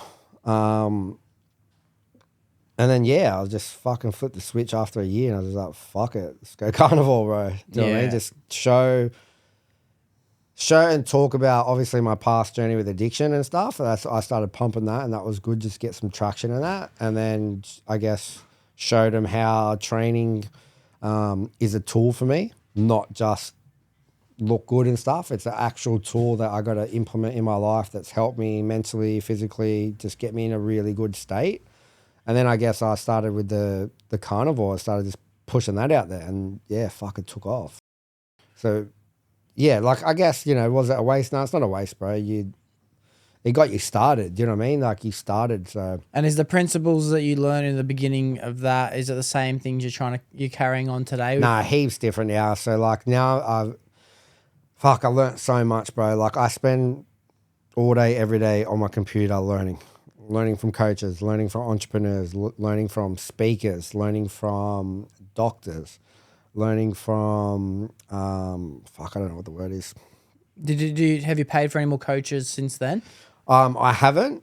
I literally was about to drop some more money on a coaching, but I've just been like really dialed in with my business, bro. And I've been able to pick up so much things from YouTube, from all sorts of business ideas, business structures, social media, fucking how to create certain things, learning different languages for sales, you name it, bro. And I've just been putting it into practice, bro, and it's fucking working. Yeah. So, some people, they just need to be hit, bro, with the right message, bro, because it's like everyone wants a better lifestyle. Everyone wants to improve. I hope everyone does anyway, you know what I mean? But then it's very rare that the right person can say the right words in the right order to make you go, fuck, yes, I needed to hear that, Yeah, you know? So literally what you just said, which I've been looking at a lot and studying a lot, and I've been implementing it into my programming stuff, and it works, bro. Yeah. And it's just understanding psychology as well. Yeah. It's a big part of it. Yeah. And the contents improve a lot, bro, over time. You know what I mean? I can see your content now is like, it's so directional, you know, and that's not to have a dig at any content that it was in the past, but it's evident when you go on someone's page and it's like, this is what I'm here for. Yeah. You know, like that says a big message. Yeah. Everyone knows when they come to my page, they know what I'm about and they know what I'm doing. They don't have to ask me or, what are you doing or what's this? It's like, they know I'm a carnivore. They know I help people that have chronic illness.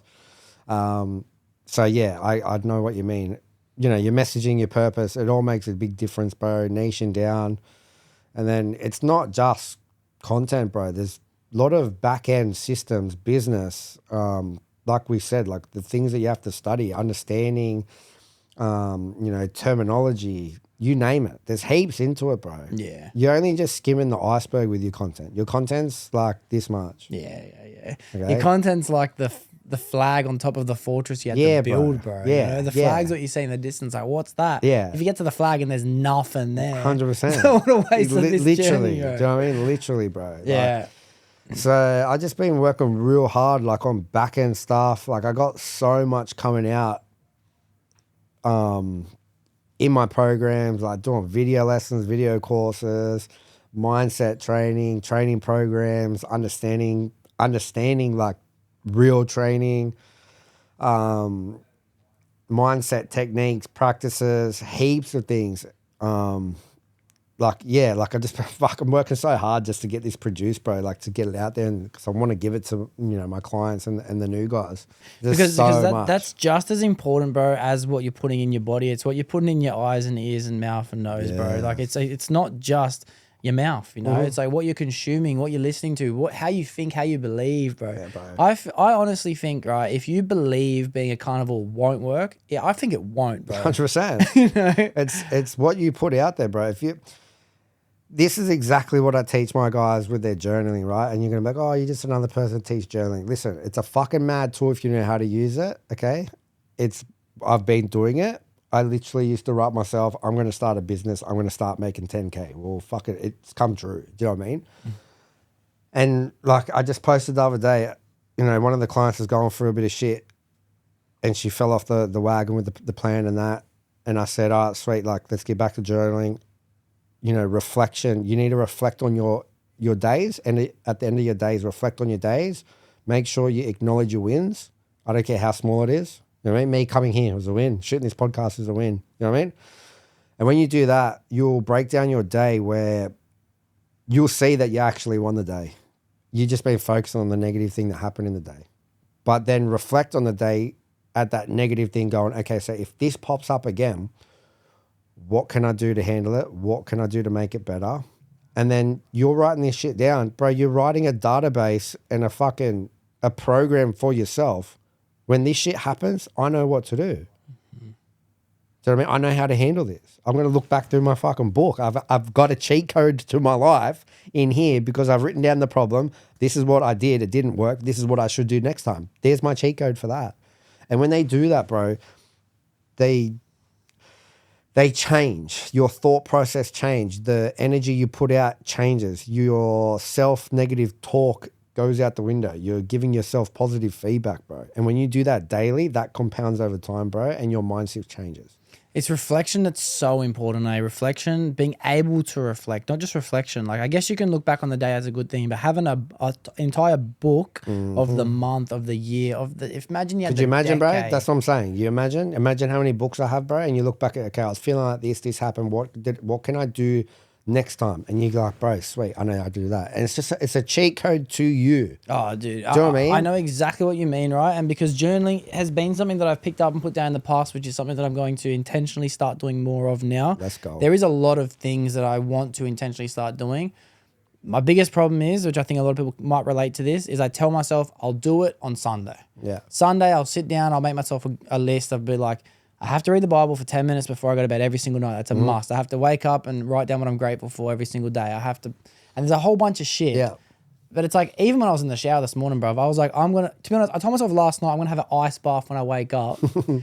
I struggled with my morning routine. I said, all right, I'll have a cold shower. So even when I was in the shower, I forgot when I was in the shower to have the cold shower. So it's like, I know if I just wrote down what I had to do, I could at least reflect back and be better equipped for tomorrow. That's right.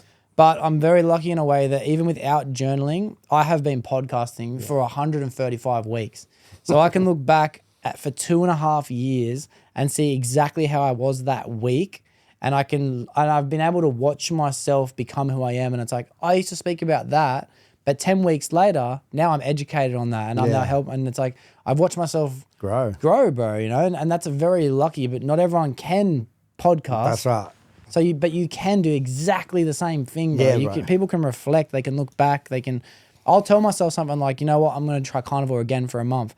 And it's like, I know I'll do it. In 6 months' time, I'll look back. I said it. I did it. You know what I mean? 100%. And those books, those journalings, those diary entries, bro, that is you growing because you're going to see it. When you visually see it, there's a difference between like just thinking something, but when you write it down, when when you write things down, you're reading it. You're telling yourself in your head.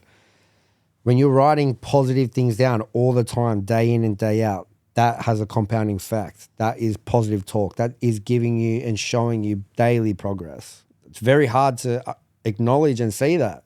But if you're doing that and you got fucking bookloads of this shit, bro.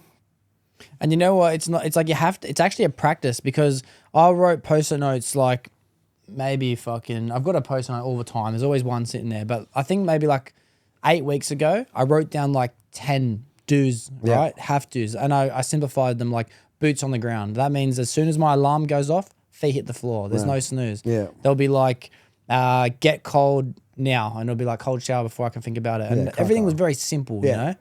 And I stuck them around my room, bro. And then like I woke up and I had a list. Oh yeah, bang, bang, bang, bang. But because I wasn't continuously writing it down, 8 weeks later, bro. Yeah. So, you know what I mean? Bro, it's the biggest thing. Like I've been implementing into my programs for my clients, and it's been like a game changer. On top of the diet, on top of like everything else that I put in there, having these practices, setting up a fucking mean morning routine, getting them to change their mindset, the positive feedback, getting them to understand how impactful it can be. Bro, like these guys are writing messages to me saying, these journaling's next level of this shit. Yeah. And it's the way I've structured it and taught them, and then the reflection in the day. And it's like, okay, so that reflection sets you up for tomorrow. And then tomorrow's journaling, you've got it all written down, and then that sets you up for, like, it's just keeps going back and forth every day, bro. Yeah. You know, it just puts you in such a really good space. Then you can continue on with the good diet. Then you can continue on, you know, go on a training, or you just always, just every single day is a mad stepping stone, and they can visually see it. And that's a really positive thing. Do you know what I mean? So they can actually see every single day, bro. Like they're ticking off, yeah, Matt, I'm doing that. I'm actually getting there. Next step. Like that dramatically changes someone's, you know, mindset and the mind shift, bro. I think a lot of people are living a life in fear of doing what they've been told they should be doing, you know what I mean? And it's like I've actually noticed and witnessed a big trend lately on the internet of people who were once in addictions or once in jail or once in bad situations. Yeah. And now these people are leading examples of how you should be living your life. And to me, it's a very obvious reason why. Because these people have done what they wanted to do without fear of punishment, without fear of criticism, without fear of this. It's like a lad like yourself who's making content. Yeah. There's a lot of lads that are probably successful people that you don't see who don't make content. It's like, well, the reason that people do is because they're not too concerned about what others think. You know what I mean? They're going to do what they want to do. 100%. And I think that if people can just learn to do what they need, if people can just learn to do what they need to do without worrying about whether it's the right or wrong thing. If they believe they should do it, they should do it. Yeah. And the only way to teach people that is by leading by example, bro. You know what I mean? And people like yourself who's on the internet teaching people the right way to live, it's a perfect example for that, because the rule is you can lead a horse to water, but you can't make it drink. I've always said, then fucking drown it. But I'm learning to change my mindset to, if it doesn't drink next to it, and then the horse will drink. Yeah. You know what I mean? It needs to be shown, it needs to be taught, you know? Yeah, 100%. And I love it, bro. I think what you're doing is so beneficial, bro. As you're saying, people are going, bro, this has helped me. This has changed my life. Like, I bet that's a mad feeling about being a coach. Knowing what you're doing is helping people. Yeah, that's the best, bro. Knowing what I done, what I went through, now I've been able to basically create a system that has helped fucking heaps, bro. Like countless time and again. And just getting messages like that every day is mad, bro. That's what you do it for. Do you know what I mean? Like I said, doesn't matter if you're vegan, keto, whatever coach you are. The end goal is to help someone. The end goal is to get them healthy, no matter what you do. And if we're doing it, like, bro, you're changing people's lives. That's the best, bro. Giving people hope, bro. Giving people hope. Because like I have a lot of sympathy for this, because I'm going to try and remember a time in which I didn't feel very hopeful, right? And there has obviously been times in the past where I have, but I've just been so lucky for the last years that I'm obsessed with living, bro. I'm obsessed with experiences and conversations and learning and growing, and like I feel grateful every moment I'm alive, right? But there's obviously been times in the past where I'm like, bro, what am I working for? Why am I doing this? Look at the bills, look at my obligations. I'm stuck in a place I don't want to live. I'm stuck with a relationship I don't want to be in. Yeah. And it's like I have to try and remember what it's like to be that, so I can empathize with the people who aren't as bright as we are. You know what I mean? There has to be a fuckload of people right now that are just eating fucking shit food, bro. 100%. Going to work, hating their job, coming home doing fuck all, and then waking up 10 years later depressed as shit. Yeah, they're stuck. But I hate they're stuck, right? And this is what I tell clients, new people that I get on board. you're stuck because you're choosing it, and you're technically not stuck. You're technically getting worse. Because no one just stays here. You either get better, but if you choose to do nothing, you actually get worse. Because as time goes on, your health will decline, mental health declines. The habits that you're trying to break get harder because you've been doing them for longer. So you don't technically be stuck, you actually get worse. You're choosing to get worse, bro. That makes so much sense. And I say that to these guys, because it's relevant to them with their health.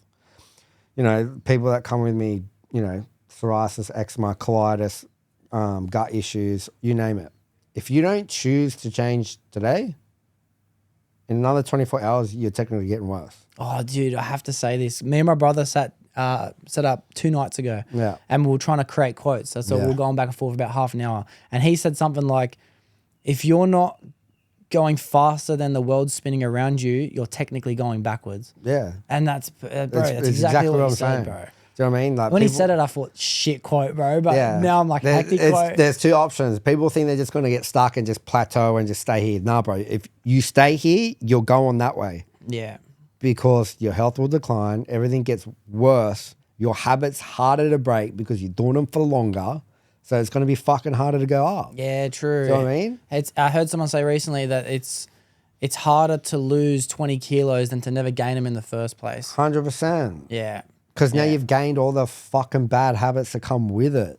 If you've been doing it for 5, 10, 15, 20 years, that's going to be fucking hard to break, bro. Where you could have made a decision to make a difference. But you decided not to, but you got worse. This mindset of being an entrepreneur, someone who's decided to go out on their own and make their own way of living instead of joining a traditional career path in safety and security, right? I admire it a lot because it's a fearful chapter for a lot of people to take that leap. Yeah, it's hard, eh? But I can see, I'm a religious guy, right? I believe in God wholeheartedly. I don't fit into a religion, unfortunately, but I do my best to try and listen to everyone and accept everything. But I find that God rewards those who try. It's so evident, bro. Like he's not going to sit around. I heard a quote recently. Andrew Tate said it. Yeah. He goes, David didn't sit around and hope Goliath fell down. He picked up a stone and did it himself, And that hit me like a ton of bricks, bro. It's good. I think I made a video the other day actually about mindset. Michelangelo didn't just start chipping away at the stone to create David. He had a vision. Yeah, that's so everything important. he done was with purpose. Okay, so you have to have a vision. You have to have a plan. You have to have structure. You have to have a why. You can't be a pilot of a plane with no flight and take off with no flight pattern. Where the fuck are you going? It's the same with your life, bro. You need structure. You need routine. You need to have a vision. You have to plan. And it's almost like I get the understanding of why get in a plane and take off if you don't have a destination in mind. Yeah. Because the call to adventure is a fun idea to me anyway. Like life wants me to just take experiences. Whatever comes up, fuck it, let's do it. You say carnivore, I say hectic, you know what I mean? But it's like for me, there kind of is no why, which I am consciously trying to grow in myself. I'm trying to figure out what am I doing things for? I just know I love doing things. Yeah. But if you do get in a plane and take off, yes, it's going to be fun. But if you don't know where you're going to land, bro, you're going to crash. 100%. So it's like I completely get that. And or you could go backwards. Oh, yeah, bro. And it's like, to be honest, I don't even know how to take it off. You know what I mean? You know what I mean? You just... Yeah. You're cruising through, bro. You don't know what's going on. You could touchdown over there, but then touchdown back over there. And you're like, fuck, how'd I get here? You know what I mean? It's the same in your life. You need to have a plan. You got to have structure. You got to have everything. Routine, goals... aspirations, bro. The reason why I wanted to touch on that is because I wanted to know what that year felt like when you know what you wanted and you weren't getting it. Like now you're seeing fruits of your rewards. You're seeing the labor's being paid off. Like God bless, thank God. I think what you're doing is hectic. It makes sense why it's working for you because it's such a beneficial tool for the world. And you're following your passion. But in the time it took for you to get to that, what did that year look like? Were you doing work on the side? Were you picking up things? Were you like, how did that look? What was I doing? Yeah, so I was obviously working at JD Sports just at the time and whatnot, and then I quit that because I was like, I'm going all in. Do you know what I mean? Like we said, like I'm just going all in and tried it, and just I stuck with it for literally 8 months and just nothing was really happening. So I just sucked it up. That's a long time, bro. Financially and that, I just sucked it up. I was just, nothing was really happening, bro. And then... Because we can say this, and you can say that, 8 months went past and nothing happened. But imagine telling someone right now that the next 8 months are going to be, you're going to have nothing, bro. No income. You're watering nothing. Yeah, Nothing's no growing. Yeah. So it's hard, but it makes you, breaks you, fucking... I guess you learn a lot about yourself. You put more effort into learning the business that you're trying to create. I ended up going back to work, obviously, but then in that time, that's when I was like, fuck, just do the carnivore content. As soon as I did that, picked up, and then I'm like, fuck it. As soon as you could get back out, you left. Yeah, I don't need this. Hectic. Just went all in, So I signed my first client last year, August the 27th. That's so crazy because that's not that long ago. Yeah. Wow. Like my page, everything. It's all new from then. Yeah. It's Because not... I went through your page, I think first posts were June or July. Bro. Yeah, and that was when I was just that's just me training, not really having... That's sort of how it was. I was just posting training videos. Yeah. And you can see they don't take off, nothing happens with them. Yeah. Do you know what I mean? And that's why I don't post training videos anymore. Because I'm like, bro, they don't want to see it. No one gives a fuck. There's a million fucking training videos. Do you know what I mean? There's a million fucking jack dudes looked better than me. They might get the views just because of the way they look and being super jacked, a bodybuilder. But no one really cares too much. You know what I mean? Let's just say I'm very curious about this as well. So say you get your first client and you might have a different structure nowadays. So let's just go with what's it like now. So say someone signs up to become part of your coaching. Is it a payment in the beginning that you're automatically in the group in which everyone gets to be a part of? How often do people get one-on-one access? Do people because you're obviously helping people with their personal needs, or is it a subscription-based thing where as long as you want to be in this program, you pay this? How does it work? So I just basically do one-on-one coaching for the minimum of 3 months because of most of these guys have chronic illnesses. 3 months is not a long time, especially when these guys have been dealing with this for 10, 15, 20 years. So it gives me enough time to really see what's sort of going to happen with their body. It's just all hands-on, bro. Bro, I talk to my clients every day. I got clients all around the world. Italy, France, New Zealand, Australia, really? US. Wow. Some of them can't speak English, but they can write it or they're translating it. They're doing great. Bro, that's incredible. Yeah, so... Fuck. Damn. It's just all hands on, bro. So, I'll message them, they'll talk to them every day. I do a lot of video calls with them for educational purposes. So I can just really give them a lot of hands-on education. Because I know I don't like learning just from, if I sent you fucking paragraphs and paragraphs. Yeah. I'd rather explain it to you and give you analogies and point them in the direction I can help them. A lot of learning, bro. A lot of education, meal plans, training programs. So there's also training as well as this diet. Yeah, bro. I do everything because it's all connected. Do you know what I mean? Like I said, I've been working on mindset, video modules and techniques, all the stuff that we talked about. How to implement them, how to structure them, how to structure your morning routine. Wow. Because some of these people have no idea. Do you know what I mean? Where I teach them and how to use tools, whether it's fucking apps on their phone to structure calendars and alarms and times and put it all into however their life is, whether it's kids or not. So it's just full on, bro. Do you know what I mean? And then I've got so much coming that I haven't put out there yet, more educational content, more video courses. So I'm just fucking... That's so hectic. All in, bro. Yeah, it's so hectic. It makes sense, bro. Coaching just makes so much sense to me. You see someone living the life that you want to live, or at least living a life in whatever field it might be that has more experience. Why not go to the guy to teach you how to do it? Bro? Yeah, 100%, bro. So my goal is to over deliver. That's my goal. I want someone to pay for the program and go, holy fuck, why is this like this? You're giving me so much. You know what I mean? I've had that. I'm waiting for this client to give me this mad review when she finishes because she's halfway through the program. She'd done a program, 3-month program in the States from a big time carnivore expert coach. I think 1 million followers. She's done my program. I know exactly who you're talking about. She jumped on mine And she goes, well, Damn. yeah. Value. She's like, wow, Yeah. you are killing this. You are going to kill this. You are going to be one of the best. Damn, bro. You know what I mean? I'm like, fuck, that's mad. Do you know what I mean? Yeah. And I'm just like, and it's hard sometimes to realize that because you look at, other coaches, doesn't matter, other businesses, whatever business you're in, and you're like, what are they doing? And am I doing enough? Am I doing it right? There's no real right or wrong answer, I believe. But for me, my program is about education and content and just getting these guys to really understand the different aspects. I want them to get onto a level where I'm at. Do they have to be like me? No, but just giving them those tools to utilize that, that's my goal. Because they're gonna benefit no matter what.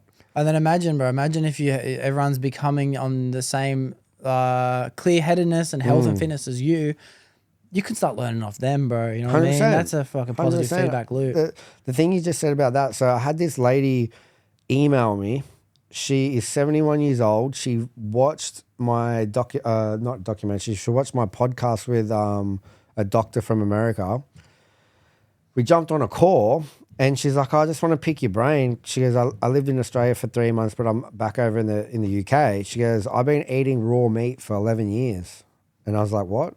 I don't know anyone who's been doing that. Maybe 2 years, maybe a year, just raw meat." The fact that you're 71 and you've been doing it since, you're 60 and eating raw meat, I said, let's organize a time because I guarantee you know stuff that no one knows about. Yeah. Do you know what I mean? Because that's just a different thing. Wow. So you can always learn, bro. It doesn't matter who it is, whether they're a doctor or not a doctor. Like, she'll have information that no one knows about because she's been eating raw meat for such a long time. You know what I mean? Like, why are you doing it? How's your body respond? Like, all these things. So you can never not learn, bro. That's why I said, like, learning is the key, bro. How often do you try and have any raw meat? Like, do you even recommend that people should have it every now and then, or what? Look, health-wise, like, it's good for you. It's easy to digest. And if people say, oh, I've heard it takes, fucking weeks or days or hours to digest, I can put it point blank. If you ever know what a hematoma is, where they've got a cut in their small intestines, large intestines, because they got their colon cut out, so they got a bag basically of their waste. Guys eat meat, and through that window, nothing comes out because your body digests it quick and utilizes it. Wow. When they have vegetables in that, they can tell what it is. They can see what it is, and they can't do that with meat. Yeah. Okay. So that itself just like proves that sort of aspect, bro. Yeah. Fuck, I forgot what you asked me. Yeah, I was saying, like, do you try and have raw meat? Oh, with raw meat, yeah. And things like that, yeah. And then with raw meat, I eat it a lot. I enjoy it. It doesn't freak me out, nothing. I would recommend it people if they do want to try it. Like, sweet. It's not a necessity. There's more, there is benefits to it, etc. But like I said, people have problems with texture, visualization, and things like that. I get it. What's the easiest raw meat to eat? Is there anything that I should start with? Probably a mince. Mince. Maybe just do bro. just do like mince and egg or something on it. Oh, I'll do it. Fuck it. That's crazy. Do you know what I mean? Yeah. Or you can try bro. Steak's probably easy too. Steak's not as bad as like the texture of mince. Yeah. That's crazy to think, bro. People eating raw meat. That's crazy. But that makes sense, bro. Like, fuck, we're so like westernized. Like, it's only a recent invention cooking meat. Yeah, it's crazy, but yeah, like, try it. Would I recommend doing it to any meat you get? No. You need to know your product, know if it's clean and healthy produce and things like that. Do you know what I mean? Like, that shit makes a difference. Do you have the potential to get sick? Yes, but then I wouldn't say that's just because of the meat. That's probably because your digestion tract and your gut microbiome isn't strong enough to break it down. Then I'd go, okay, so you might have some gut issues. Like, there's a lot of things behind it. But if you're eating a pretty good, healthy diet, just start small. Just have a bite. Just see if you can do it. See what happens. You know what I mean? Yeah. Yeah. Yeah, it's sick, bro. It's so sick. Honestly, I want to be able to pick your brain for hours and hours and hours and hours. But I know the podcast has its limitations. It has its times. But I love saying this at the end of a great episode because there's so much I want to keep talking to you about. It leaves room for another episode in the future. Yeah, hectic, bro. And to be honest, I'm going to do this carnivore. I think I've got a fridge full of shit. I might get through it all and then pick it up again. And I think the biggest thing I take away from this is I need more salts. Celtic salts. Salts and fats. Yeah. Yeah, bro. Yeah. And you know what?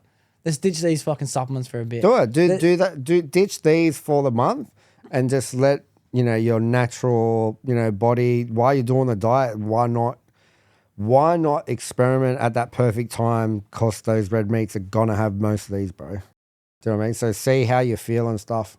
But yeah, for you, definitely more fats and more salts. Actually, you know what? I'm going to retrack just because it is permanent on the internet. I'm going to finish the last couple of weeks of the bulk.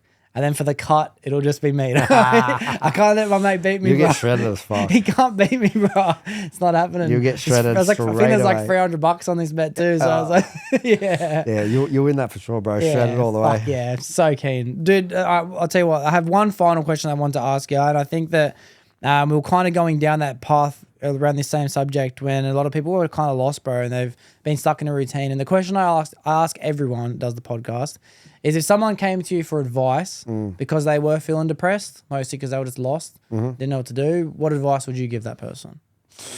Bro, I'd help them find their purpose. It's not something I'd tell them.